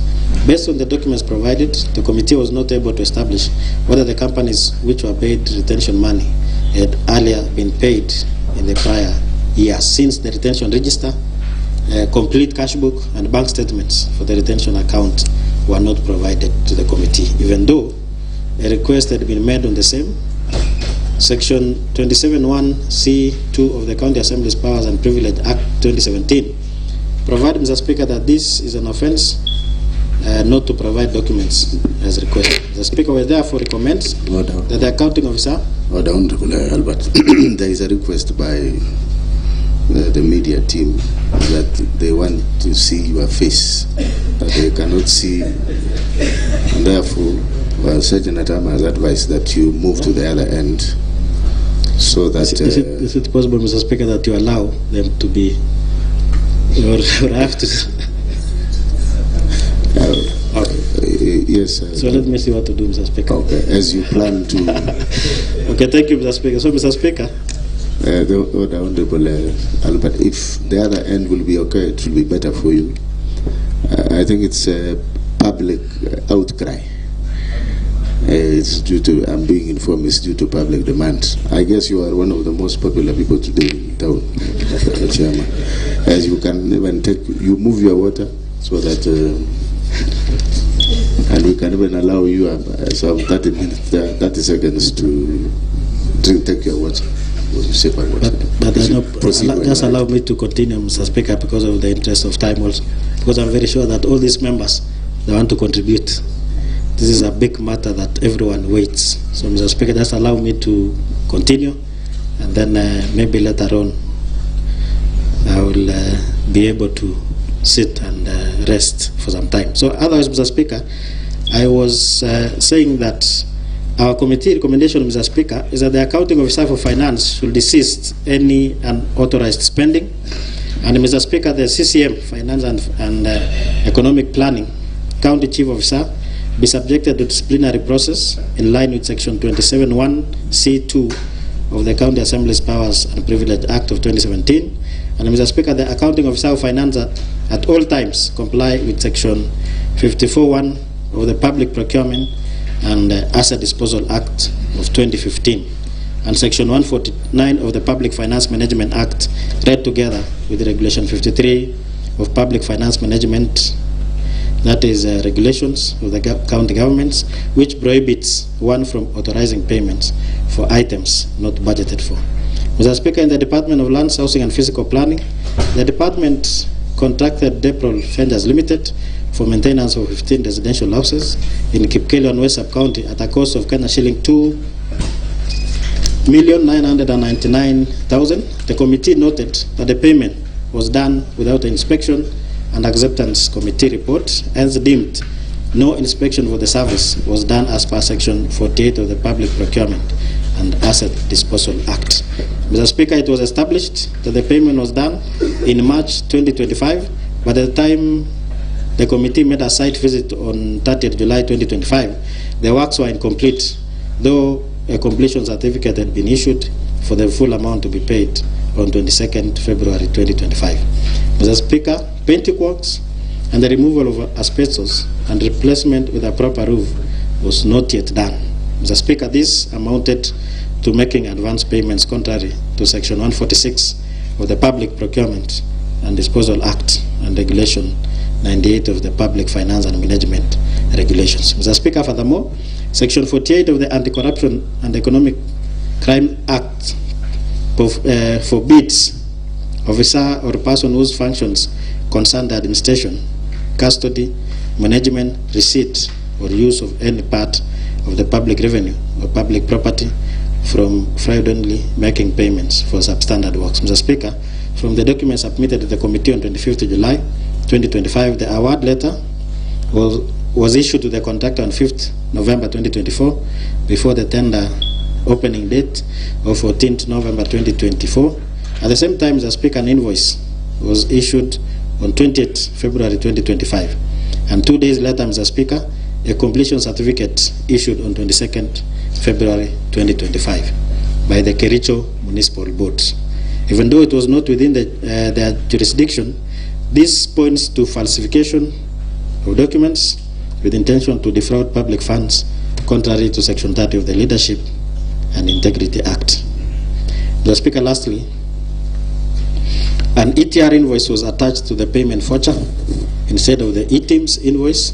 However, the ETR invoice provided could not be validated through the QR code in the invoice.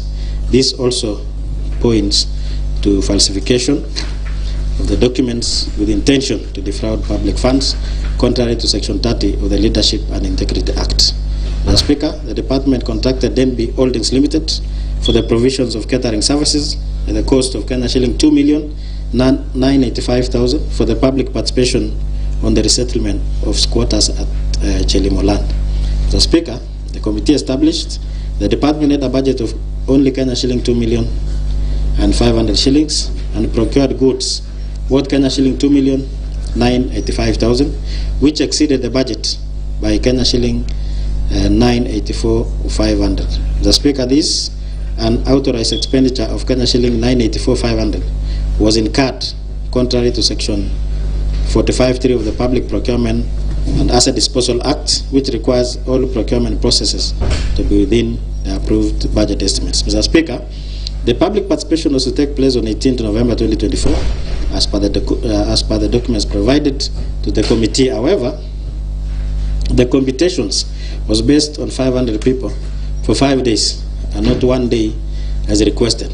Furthermore, Mr. Speaker, the photos attached to the payment vouchers was for another event held at Moi Gardens on 24th March 2024 and not for the Chelimo event, which was held on 6th December 2024.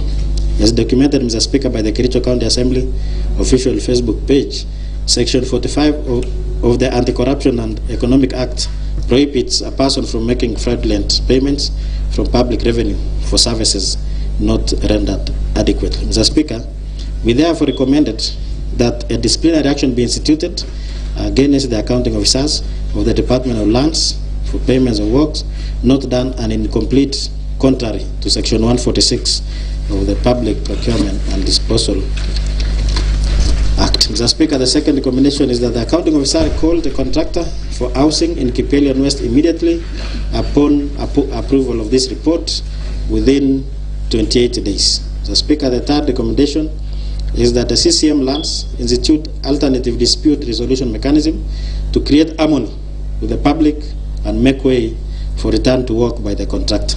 The fourth, Mr. Speaker, is that the valid e-teams for the above companies be provided to the Committee on Agriculture within 15 days from the approval of these reports.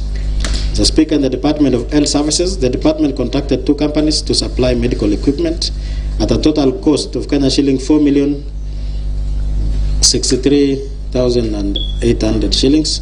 These were Afroscape Limited at a cost of Kenya shilling 1,999,800 shillings, and also Slick Solutions Limited at a cost of Kenya shilling 2,064,000. The committee, Mr. Speaker, observed that the department split the procurement into 2 in order to enable them to use requests for quotations instead of using open tender, which is more transparent and competitive. Mr. Speaker, this was in breach of Section 54(1) of the Public Procurement and Asset Disposal Act of 2015.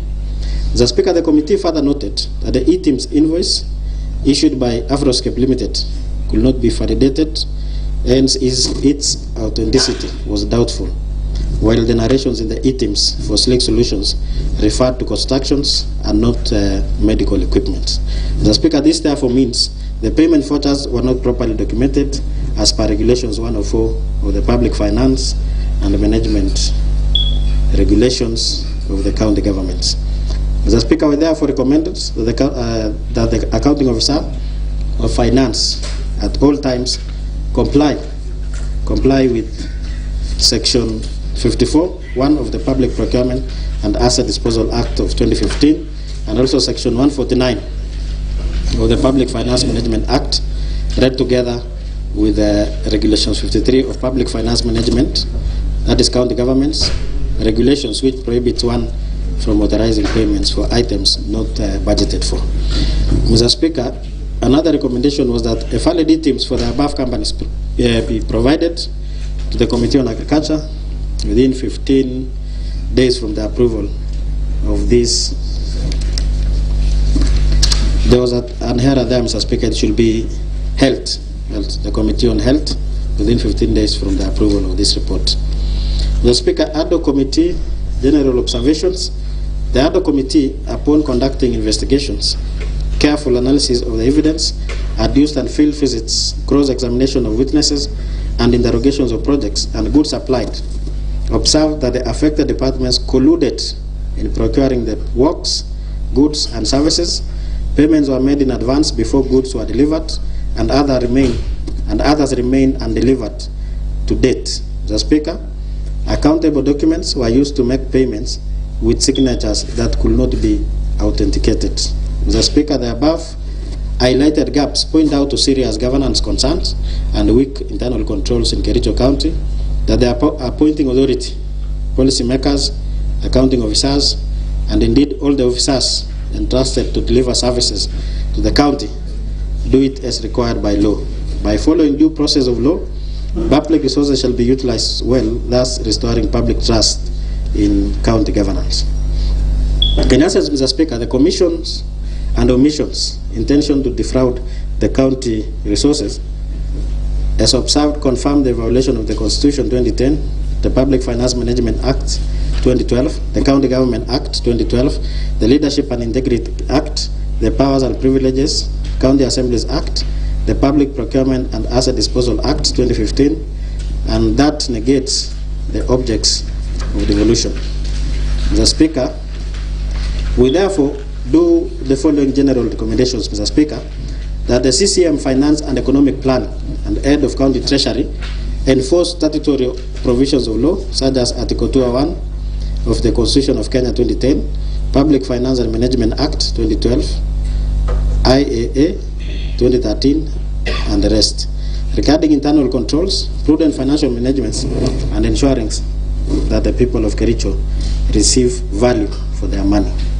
Mr. Speaker, the second observation, the second general recommendation, Mr. Speaker, is that the CCM Finance and Economic Planning and the County Head of Supply Chain ensure that all procurements adhere to Public Procurement Assets and Disposal Act of 2015. Mr. Speaker, the third general recommendation is that the County Executive Committee must strengthen its financial systems with regards to procurement and strictly adhere to procedures. The fourth one, Mr. Speaker, is that the procurement methods employed by the county entities must be competitive and not to rely solely on requests for quotation methods. The fifth, Mr. Speaker, is the county government entities should at all times comply with the procurement procedures with the intention of prudently utilizing the county resources. Mr. Speaker, the sixth general recommendation is that the county chief officers, being in charge of compliance at the county level, must ensure adherence to the principles of good governance. The county chief officers, in their role of reporting, should submit regular departmental performance reports to the county assembly for consideration and necessary actions. Mr. Speaker, the members of the public are encouraged to undertake social oversight for projects done in their areas and report any malpractice that may arise. Mr. Speaker, the bill of quantities for works procured must be made public. This is to deter substandard works by contractors. Mr. Speaker, the last general recommendation is that the county assembly's departmental committees regularly conduct oversight visits on the implementation of county budgets and programs as laid out in each financial year through county planning. Mr. Speaker, specific recommendations, Mr. Speaker, is as follows. After conducting, Mr. Speaker, thorough investigation and analyzing evidence adduced, the Ad-hoc committee recommends as follows. The first one, Mr. Speaker, is that the head of county treasury be held accountable for failure to advise the government in the management of public finance, which was in contravention of Section 104 of the Public Finance Management Act 2012. Number two, Mr. Speaker, is that the County Public Service Board institutes disciplinary proceedings against the chief officers of the following departments. The first one is Agriculture, Livestock, Fisheries and Cooperative Management. The second is Health Services. The third is Water, Energy, Environment, Forestry and Natural Resources. The fourth one is Finance and Economic Planning.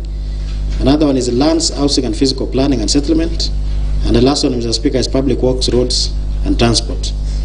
The third specific recommendation, Mr. Speaker, is that the CCM member for Finance and Economic Planning and head of County Treasury revokes the appointment of the accounting officer of the Department of Agriculture, Livestock and Fisheries, Mrs. Betsy Jebet, with immediate effect upon the approval of this report. The fourth, Mr. Speaker, is that the County Public Service Board evaluates the splitting of the Department of Agriculture, Livestock and Fisheries and consider having an accounting officer for purposes of smooth operations of the department. Mr. Speaker, the fourth specific recommendation is that the County Public Service Board, on its motion, institute disciplinary proceedings against all the county officers who participated in the procurement and facilitating payments as soon as the board is established. Number six, Mr. Speaker, is that the works, goods and services procured be delivered within 28 days of the approval of this report, or the affected suppliers be surcharged. Number seven, Mr. Speaker, is that the forensic audit be conducted by the Office of the Auditor General on all the payments made to the 46 companies listed in this investigation, and findings be shared to relevant stakeholders. And the last recommendation, Mr. Speaker, is that the Section 33 of the County Government Act 2012, the Governor has overall responsibility of being accountable for the management and use of county resources. Hence, Mr. Speaker, should take a full responsibility for the anomalies highlighted in this report. Mr. Speaker, in conclusion, the Ad-hoc Committee appreciates accountability and service delivery for the citizens of Kericho County as enshrined in the Constitution of Kenya 2010 and other statutes. The Ad-hoc Committee concludes that public trust in county governance must be restored in Kericho County through prudent financial management. Therefore, Mr. Speaker, all the persons mentioned in this report be accountable for the omissions and commissions that caused the county to irregularly spend Kenya shilling 80,531,807.30 to 41 companies. Additionally, Mr. Speaker, the 5 companies whose payment vouchers were not availed is alleged to have received Kenya shilling 5,172,715.60. Mr. Speaker, this totals to Kenya shilling 85,704,522 shillings and 90 cents. Mr. Speaker,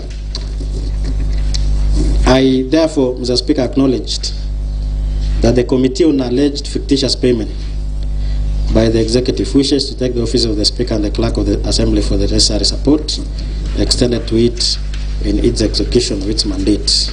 It's my pleasure and duty, the Speaker, pursuant to Standing Order number 178, to present the report of the Ad-hoc Committee on the alleged fictitious payment by the County Government of Kericho for consideration by this Honorable House. Otherwise, Mr. Speaker, thank you so much, and I will request Monica Kikwai to second. Thank you. Thank you so much, the Honorable Albert Kikwai. Honorable Monica Kikwai to second the motion.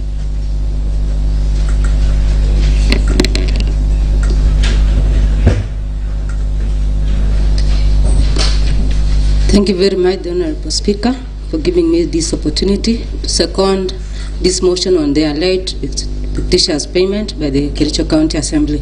Before then, Mr. Speaker, allow me to thank your office, thank our Secretariat and also the members to this committee for burning the midnight oil to come out with this report.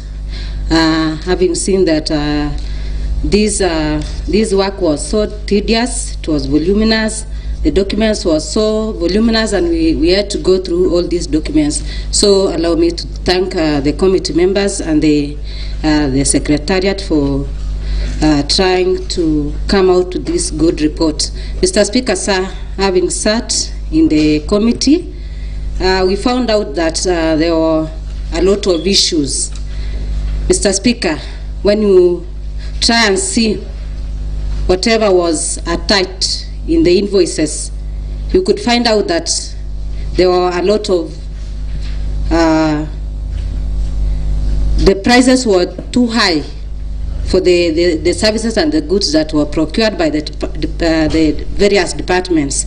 A case in point is, Mr. Speaker, is a Department of Water, where we could see the hand towel that we use. All of us, we've come across such items, could go to a higher price of more than 3,000, Mr. Speaker. I don't know how the public could see that. And what I want to urge the department is that whenever they are procuring all these goods and services, they should consider doing the market survey, because our contractors are allowed to get the profit that is 30% higher than the buying price. But you could see that these prices were too high, and these could not actually please the public. Secondly, Mr. Speaker, you could find that the events in the procurement procedure were not flowing. You could see that in some instances, the LSOs were provided after the award of the contract, which is not the case. These LSOs should be provided before the award of any contract, which I see it was not proper for these payments to be made. You could see also there were a lot of variances in figures which were there in the invoices. You could see a different figure in invoice, the LSO, the S13, and these things should be in tandem. So, Mr. Speaker, sir, I want to ask that these members support this report, because it is there in the public that there were alleged fictitious payment by the county government of Kericho. Mr. Speaker, sir, the other point I had is on some of the contractors were considered. So many times, you could see a company being considered more than 5 times, and yet there were other contractors. Does it mean that these other contractors were not meeting the requirements? Mr. Speaker, let us not kill the spirit of business among our contractors. These are the people who contribute to the economy of this county. Mr. Speaker, with that I want to say I support on behalf of myself and also the people that I represent. Thank you. I second. Thank you so much. All right, thank you, the Honorable Monica Kikwai, for seconding the motion. Honorable members, it is now my pleasant duty to propose the question, which is that this House adopts the report on the Ad-hoc committee on the alleged fictitious payments of Kenya shillings 80 million from various county departments in the financial year 2024-2025. Well, members, the floor is open for contribution and debate. Honorable members, this is now where we will put our standing orders to test, including the chair. So I will be giving out opportunity to contribute based on the standing orders. So that means you may raise your hand for a very longer period, because the standing orders demands that I recognize the ranking members first. So I will advise you, if you are not, you check the hands first before you. So, honorable members, let me see the first group. Yeah, just hold it on. I can see the leader of majority. You will be the first one. The majority whip. I hope the Deputy Speaker is not in the House. He's in the House. So, and then I can see the Honorable Anthony Ruta. The hand of Paul Chirchir. I hope you are noting that clerk so that it becomes easier for me. I have seen the hand of Hezron. Teacher. I have also seen the hand of the Honorable Eric Bate. Those are our ranking members. So, honorable members, even before we say anything, I've also seen the hand of Honorable Eric B. So we shall be proceeding in that manner. Leader of majority. And when the Deputy Speaker comes in, and if he wishes to contribute, of course, he will be given an opportunity before all of you. Proceed, Leader of majority. Thank you very much, Mr. Speaker. Mr. Speaker, Mr. Speaker, allow me to first support the report, Mr. Speaker. But before doing that, Mr. Speaker, allow me to congratulate and thank the committee, the Ad-hoc committee led by Honorable Albert Kipkoech, Mr. Speaker, who happens to be the chair of this committee, Mr. Speaker. Mr. Speaker, this is the first committee formed in this House, Mr. Speaker, delivering the work within their timelines, Mr. Speaker. Mr. Speaker, I know we will be in the record, and this will be the first committee, Mr. Speaker, to adhere to the timelines, Mr. Speaker. We normally do special committees or special reports, Mr. Speaker, and taking around 21 days, Mr. Speaker. But this one, in record 14 days, Mr. Speaker, they have gone through all the vouchers, everything, Mr. Speaker, that was handed over to them, Mr. Speaker, by the respective departments, Mr. Speaker, that was involved in these issues of fictitious payments, Mr. Speaker. They were able to compile all these things, Mr. Speaker, and come up with a report within 14 days, Mr. Speaker. So I say echo to the committee led by their chairperson, Mr. Speaker, and the secretariat, Mr. Speaker, and not forgetting to thank the office of the Speaker and that of the clerk, Mr. Speaker, for the smooth facilitation of this committee, Mr. Speaker, for them to come up with such a very nice report, Mr. Speaker. Mr. Speaker, because of time, and I know everybody wishes maybe to contribute, Mr. Speaker, it should be noted by the public, Mr. Speaker, that a total of 85 million, Mr. Speaker, 704,522, Mr. Speaker, was paid fictitiously, Mr. Speaker. Mr. Speaker, number 2, Mr. Speaker, in supporting the report, Mr. Speaker, again, if I may invite you to page number 69, Mr. Speaker, where point number 6, Mr. Speaker, that the works, goods and services procured be delivered within 28 days of the approval of this report, or the affected suppliers, Mr. Speaker, to be surcharged, Mr. Speaker. Mr. Speaker, I want to say I support that because the value for money, you see, Mr. Speaker, we collect money from various people through taxes, Mr. Speaker, for us to run the county government, Mr. Speaker.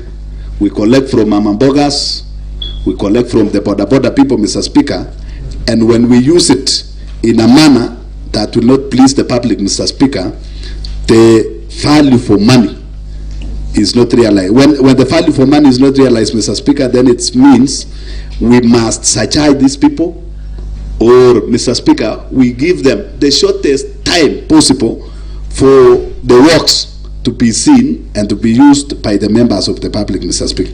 Mr. Speaker, these issues of fictitious payments, Mr. Speaker, if you can see, the payments is made around March. The certificate, the completion certificate, Mr. Speaker, which will inform the payments to be made, Mr. Speaker, was given around 22nd of February, Mr. Speaker. And when the committee went down, Mr. Speaker, there is no works done, Mr. Speaker, in the ground. That tells you, Mr. Speaker, these people were planning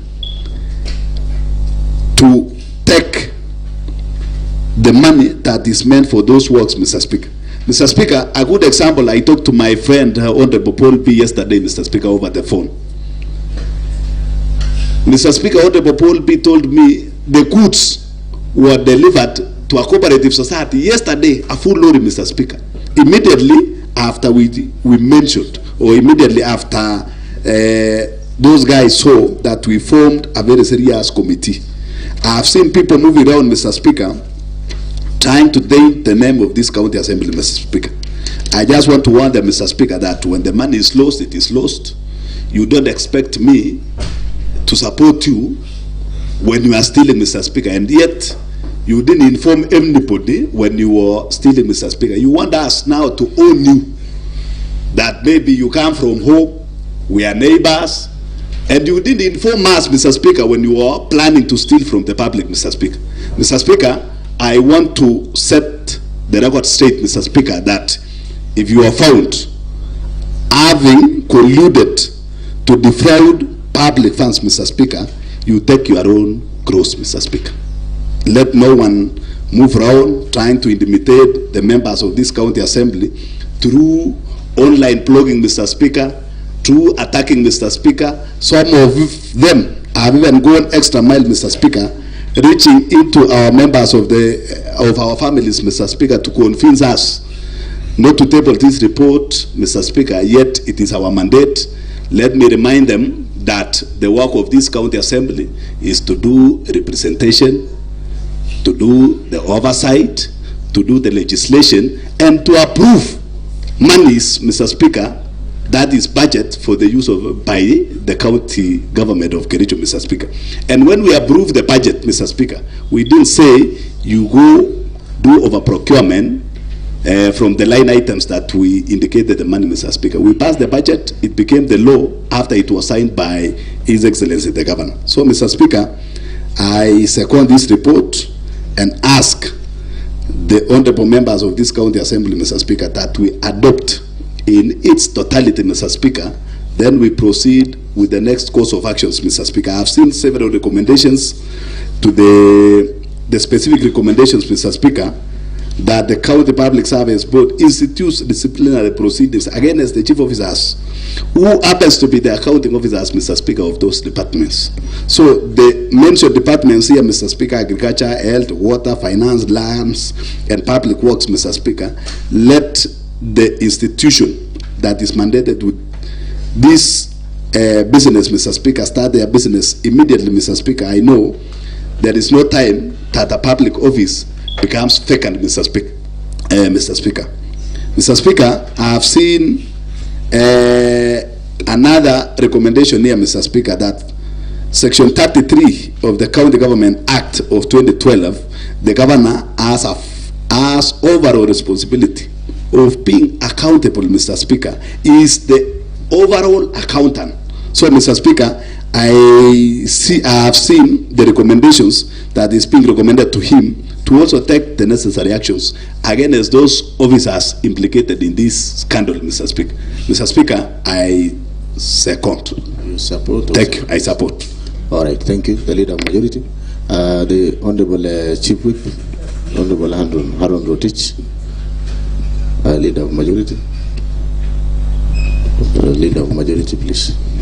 Thank you very much, Mr. Speaker. And Mr. Speaker, I want to thank you for this chance that you've given me, and by extension to the people of Cheptoro Retreat, where I solely represent them before this Honorable House. Mr. Speaker, I want first to start by congratulating the committee, that is the Ad-hoc committee, ably led by Honorable Albert Kipkoech. Mr. Speaker, having received the report and having been read here by the chair, Mr. Speaker, I want also to support their recommendations and probably their findings, Mr. Speaker, owing the fact that all these things that have been cited and have been adduced before this Honorable House, Mr. Speaker, I want to support their report and probably their recommendations with effect on my side. Mr. Speaker, having noted that there has been a lot of misuse of public funds, Mr. Speaker, that has been cited. Mr. Speaker, I want to start by probably the floating of the procurement procedures. Mr. Speaker, in the normal circumstance, it is in public domain or public knowledge that a tender is actually being advertised when you want to float. Then an opening will follow, the award, probably acknowledgement from the contractor, and thereafter an LSO. Mr. Speaker, in some of the instances that has been brought here before this Honorable House, the Speaker has been noted very clearly that there are some instances that LSO comes first before the award, and therefore it shows that this thing must have been done probably in clear knowledge that they wanted to probably rob the Honorable County.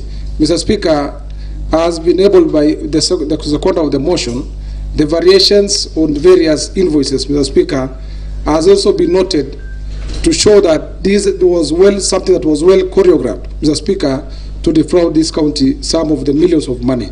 Mr. Speaker, of interest, Mr. Speaker, is a company that has been it was captured here by the name Simbro Limited. It's been said that it was contracted to supply ICT or IT accessories, Mr. Speaker. For the record, all documents were provided in a single day.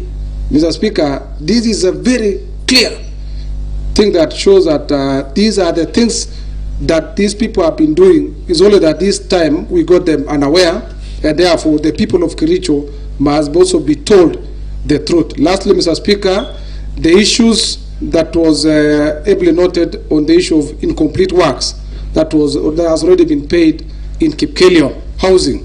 Mr. Speaker, I want to also say that the issue that was actually seized by the people of the public, that the contractor should not proceed until proper investigation is done to this conclusion. Mr. Speaker, I want to say that this is, Mr. Speaker, the said contractor should actually be taken to task, Mr. Speaker, and probably if possible, let the money be reimbursed back, and probably the CEO has been noted very clear that he should take responsibility, liably responsible. Mr. Speaker, in page 50 of this report, the committee further noted that at the time when the payments were made, no supplies on the agricultural products, Mr. Speaker, had been made. It is in page 50, Mr. Speaker. The committee noted that at the time when the payments were made, no supplies had been made to the various cooperative societies. However, after the issue was raised, partial delivery of the raw materials were delivered to various farmers' cooperative societies in violation of Regulation 83(2)E and Regulation 98(2) of the Public Finance and Management Act and the County Government regulations. Mr. Speaker, these things are actually going to boil towards somewhere that the recommendation has been made that the chief the head of executive, Mr. Speaker, is going to take, and I want to agree with the report that the head of executive, Mr. Speaker, is going to be held liable. I therefore, Mr. Speaker, want to support this report in totality. Asante sana. Okay, thank you. The Honorable Cheriot Bet, and then I'll give to the Honorable Anthony Ruto.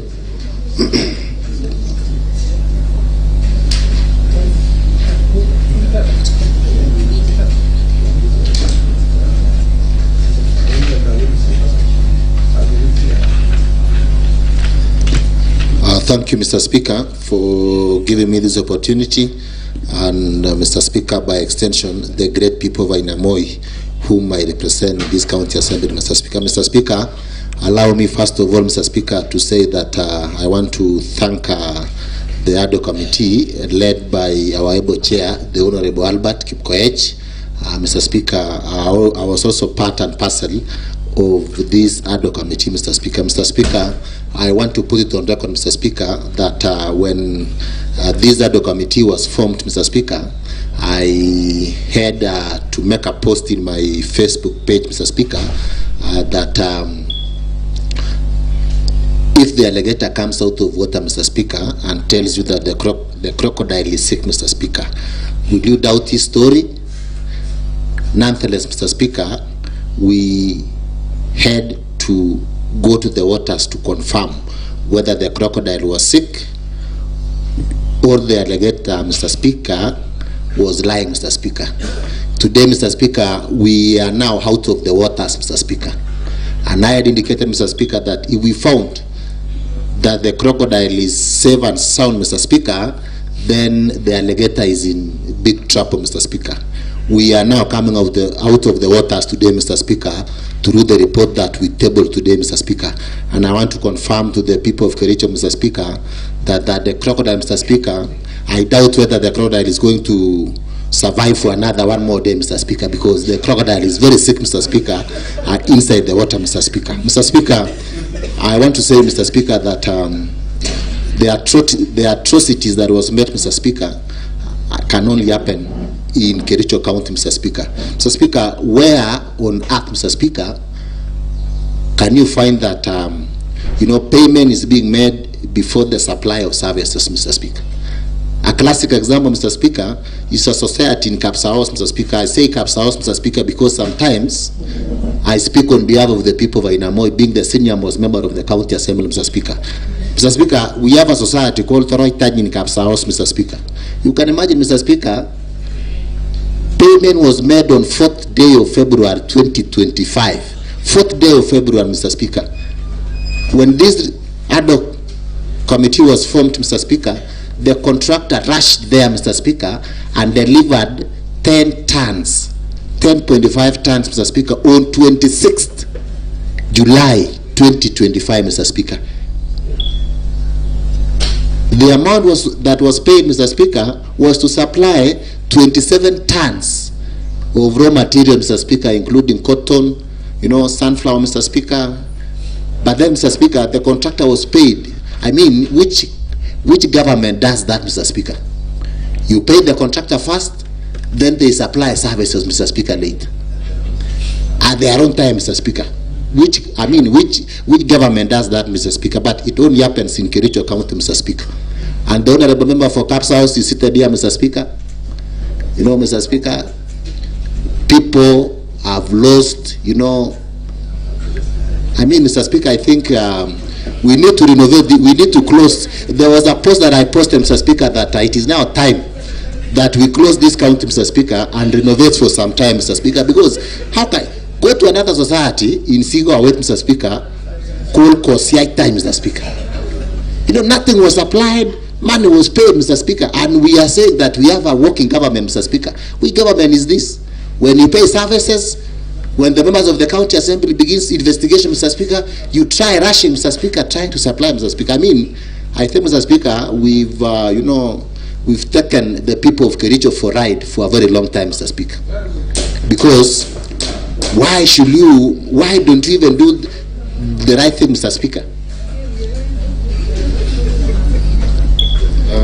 Honorable members, order.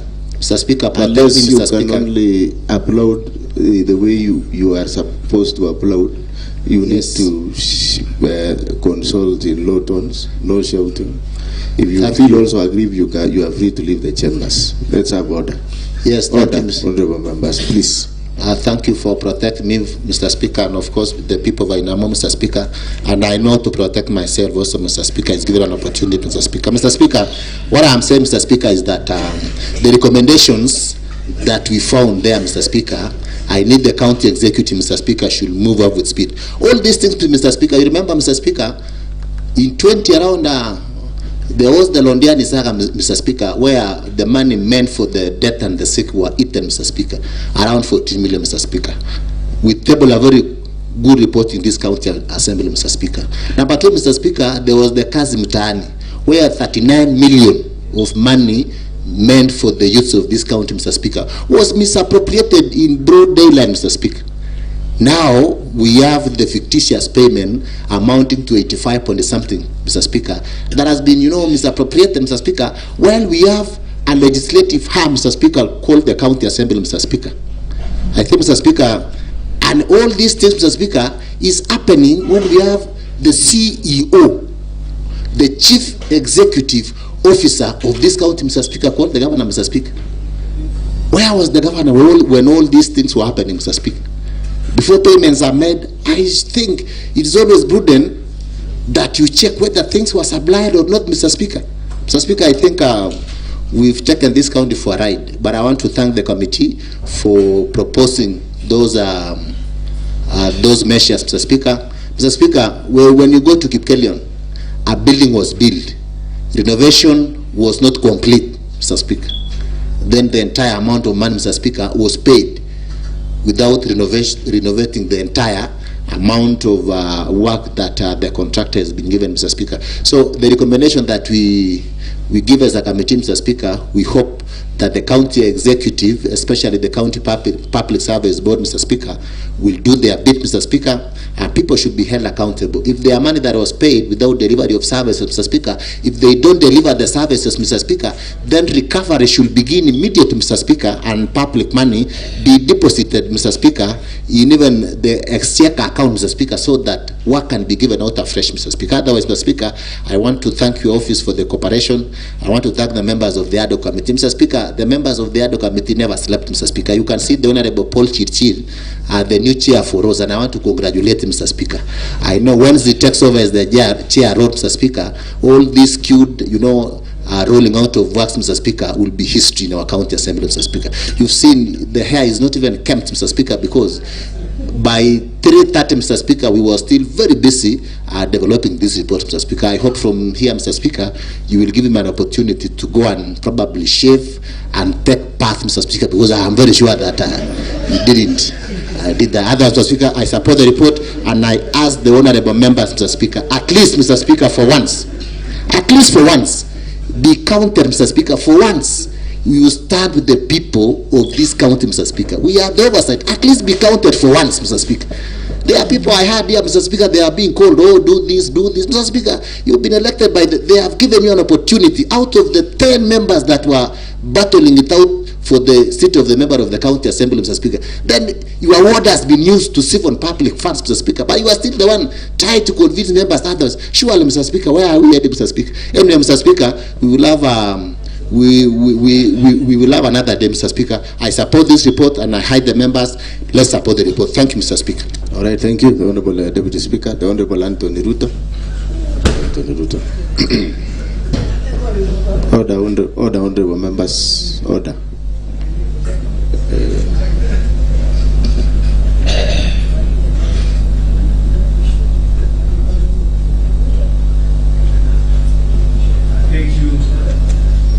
Honorable Speaker, sir, for giving me this opportunity so that I may also contribute to this very important report. Honorable Speaker, sir, at this juncture, I wish to appreciate a well-researched report by the Ad-hoc committee that was led by my able brother, Albert Kipkoech. I want to applaud you for the good work you did. In fact, I took time to follow keenly this report. And I want to say this is a well-researched report. And it bears nothing but the truth. I stand here, Honorable Speaker, sir, to speak on behalf of the good people of Kipkelian Ward, who saw it fit and smart for me to represent them in this honorable house.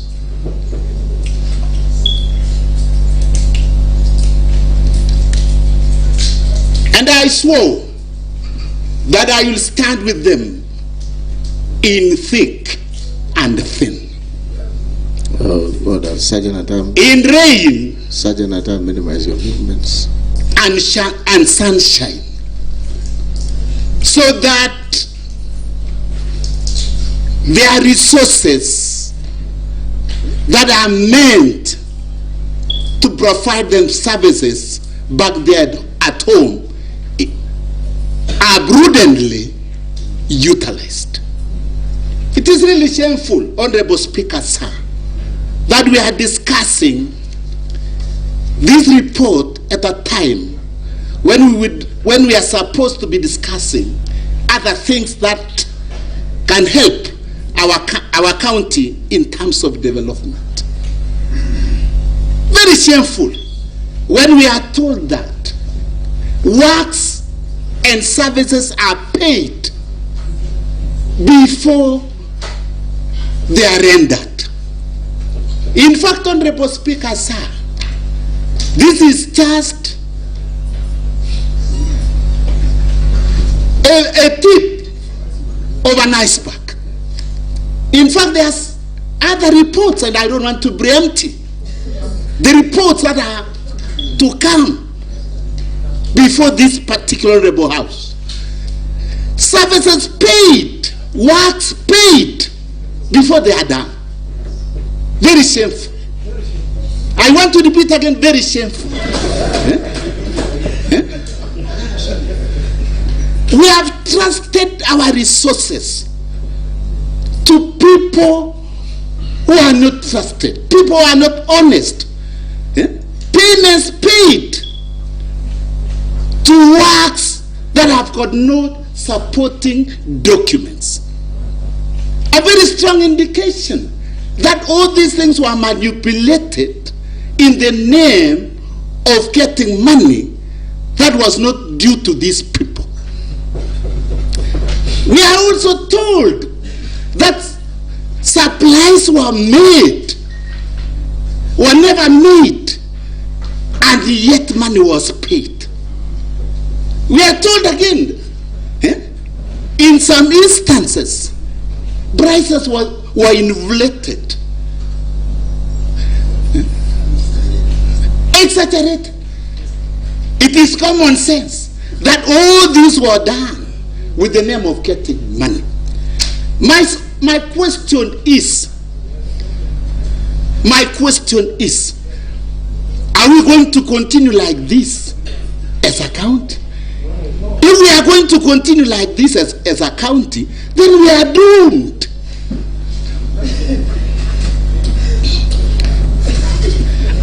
Honorable Speaker, sir, I wish also to appreciate and applaud the whistleblower.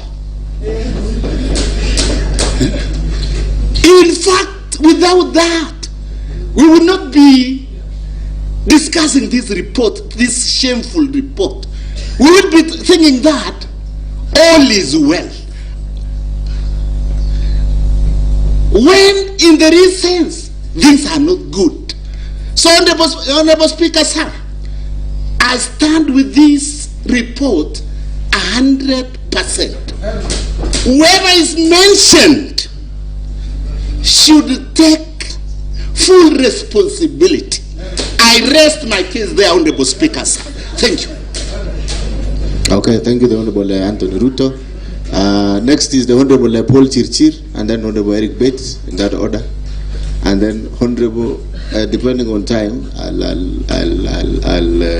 let's proceed. Honorable Paul Chirchir.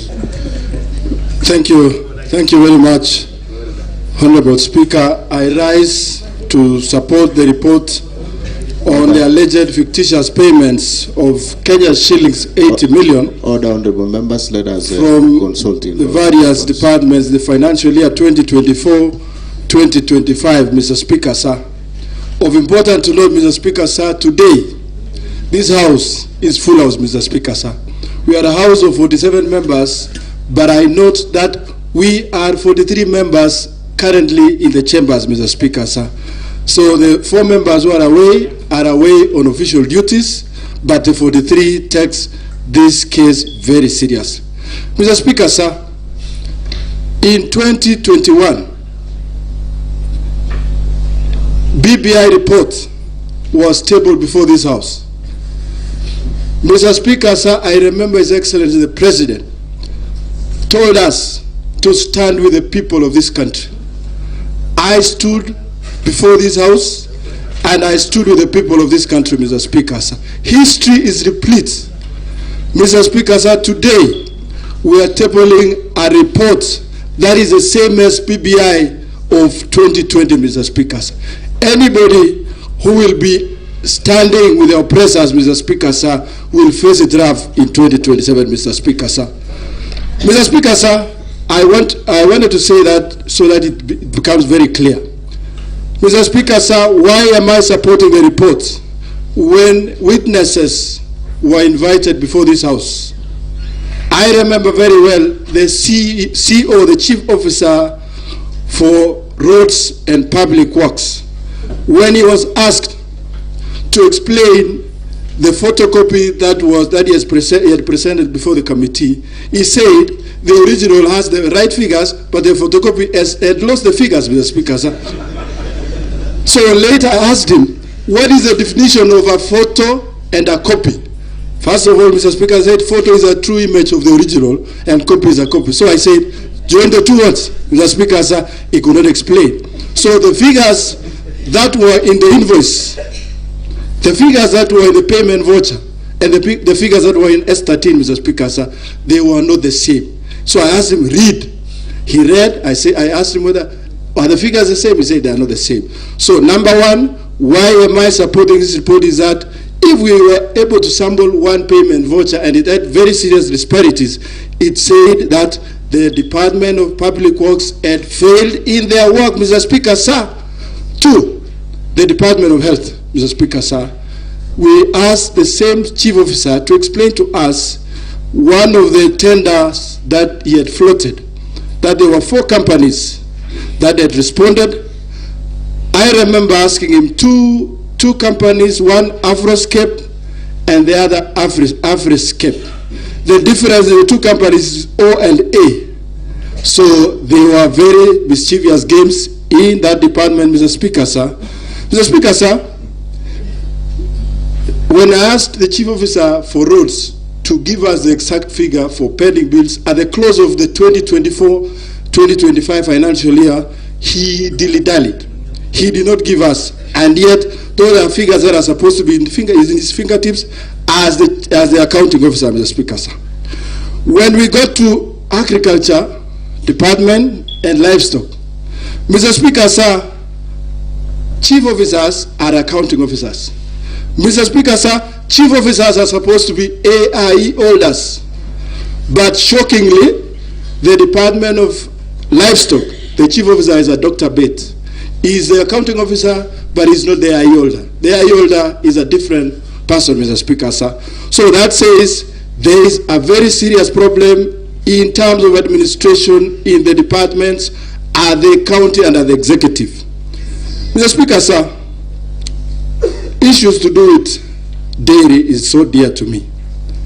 We have seen 5 cooperative societies that were supposed to receive raw materials to enable them prepare dairy meals for animals to improve on milk production so that farmers get value for their money and they get more income to their households. Mr. Speaker, sir, a cooperative in Kapsa's ward, a cooperative in Kapsa's ward, Mr. Speaker, sir, called Toroitstany, did not get all the raw materials. The few that they got, they were unable to do anything with the raw materials because a complete formula for a dairy meal must have maize germ, it must have cotton, it must have soya, it must have proteins, carbohydrates, and starch to be a balanced meal for an animal to produce more milk, Mr. Speaker, sir. But what was delivered in these cooperative societies did not meet a balanced diet for the farmers to prepare adequate dairy meals for their animals, Mr. Speaker, sir. Mr. Speaker, sir, I wish I could continue, but yes, the leader of majority, the Honorable Paul Chirchir, you can sit. And sorry, Mr. Speaker, looking again, Mr. Speaker, into our time, I'm rising on a point of order number 31 of our standing order, Mr. Speaker. It is now 20 minutes past 2, Mr. Speaker. And we are almost starting the second session while seated in the morning session, Mr. Speaker. Mr. Speaker, due to that, and based on the observation from the honorable members, Mr. Speaker, I wish that everybody contributes to this report, Mr. Speaker. And based on that, Mr. Speaker, you will allow me to read standing order number 31, Mr. Speaker, that says a member may at any time, for reasons stated, Mr. Speaker, of which I have stated, Mr. Speaker, seek leave to move that this assembly do now adjourn, Mr. Speaker, until we come up maybe at around 2:30, Mr. Speaker, we proceed until the time that would fully dispense on these reports, Mr. Speaker. Allow me now, Mr. Speaker, to move a motion that this assembly do adjourn until 2:30, then we proceed, Mr. Speaker. I think Paul Chirchir will proceed from there, Mr. Speaker, through your guidance. Okay. Allow me to invite Honorable Haron Rotich, the Chief Whip, Mr. Speaker, and the Vice Chair National, Mr. Speaker, to second, Mr. Speaker. Okay, the Vice Chair National Majority Whips in Kenya, the Honorable Haron Rotich. Well, Mr. Speaker, I want to second the adjournment, Mr. Speaker, owing the fact that the report is actually of great importance to the people of Kericho. I therefore want to second, and thank you very much. All right, thank you. Honorable members, as you have, of course, aware of our sittings, that is the morning and the afternoon sessions, sittings, and now motion by the leader of majority, which I have allowed to proceed. You will now allow me to rise and put the question, and then I will give direction on that. Honorable members, I now rise to put the question, which is that this House, for reasons stated by the leader of majority, seek leave to move that this assembly do now adjourn until 2:30 p.m. Will as many as are of that similar opinion say aye? Aye. Will as many as are of that contrary opinion say nay? And the ayes have it. So, honorable members, before we adjourn, please be guided that we shall be resuming at 2:30, and we have interrupted our business, and therefore the first order of the afternoon, that is at 2:30, shall be resumption of the motion by the chairman of the Ad-hoc committee on alleged fictitious payment, and we shall be giving the opportunity to the Honorable Paul Chirchir to finalize his contributions. Therefore, this House, there being no other order of business, this sitting, this House adjourns until 2:30 p.m.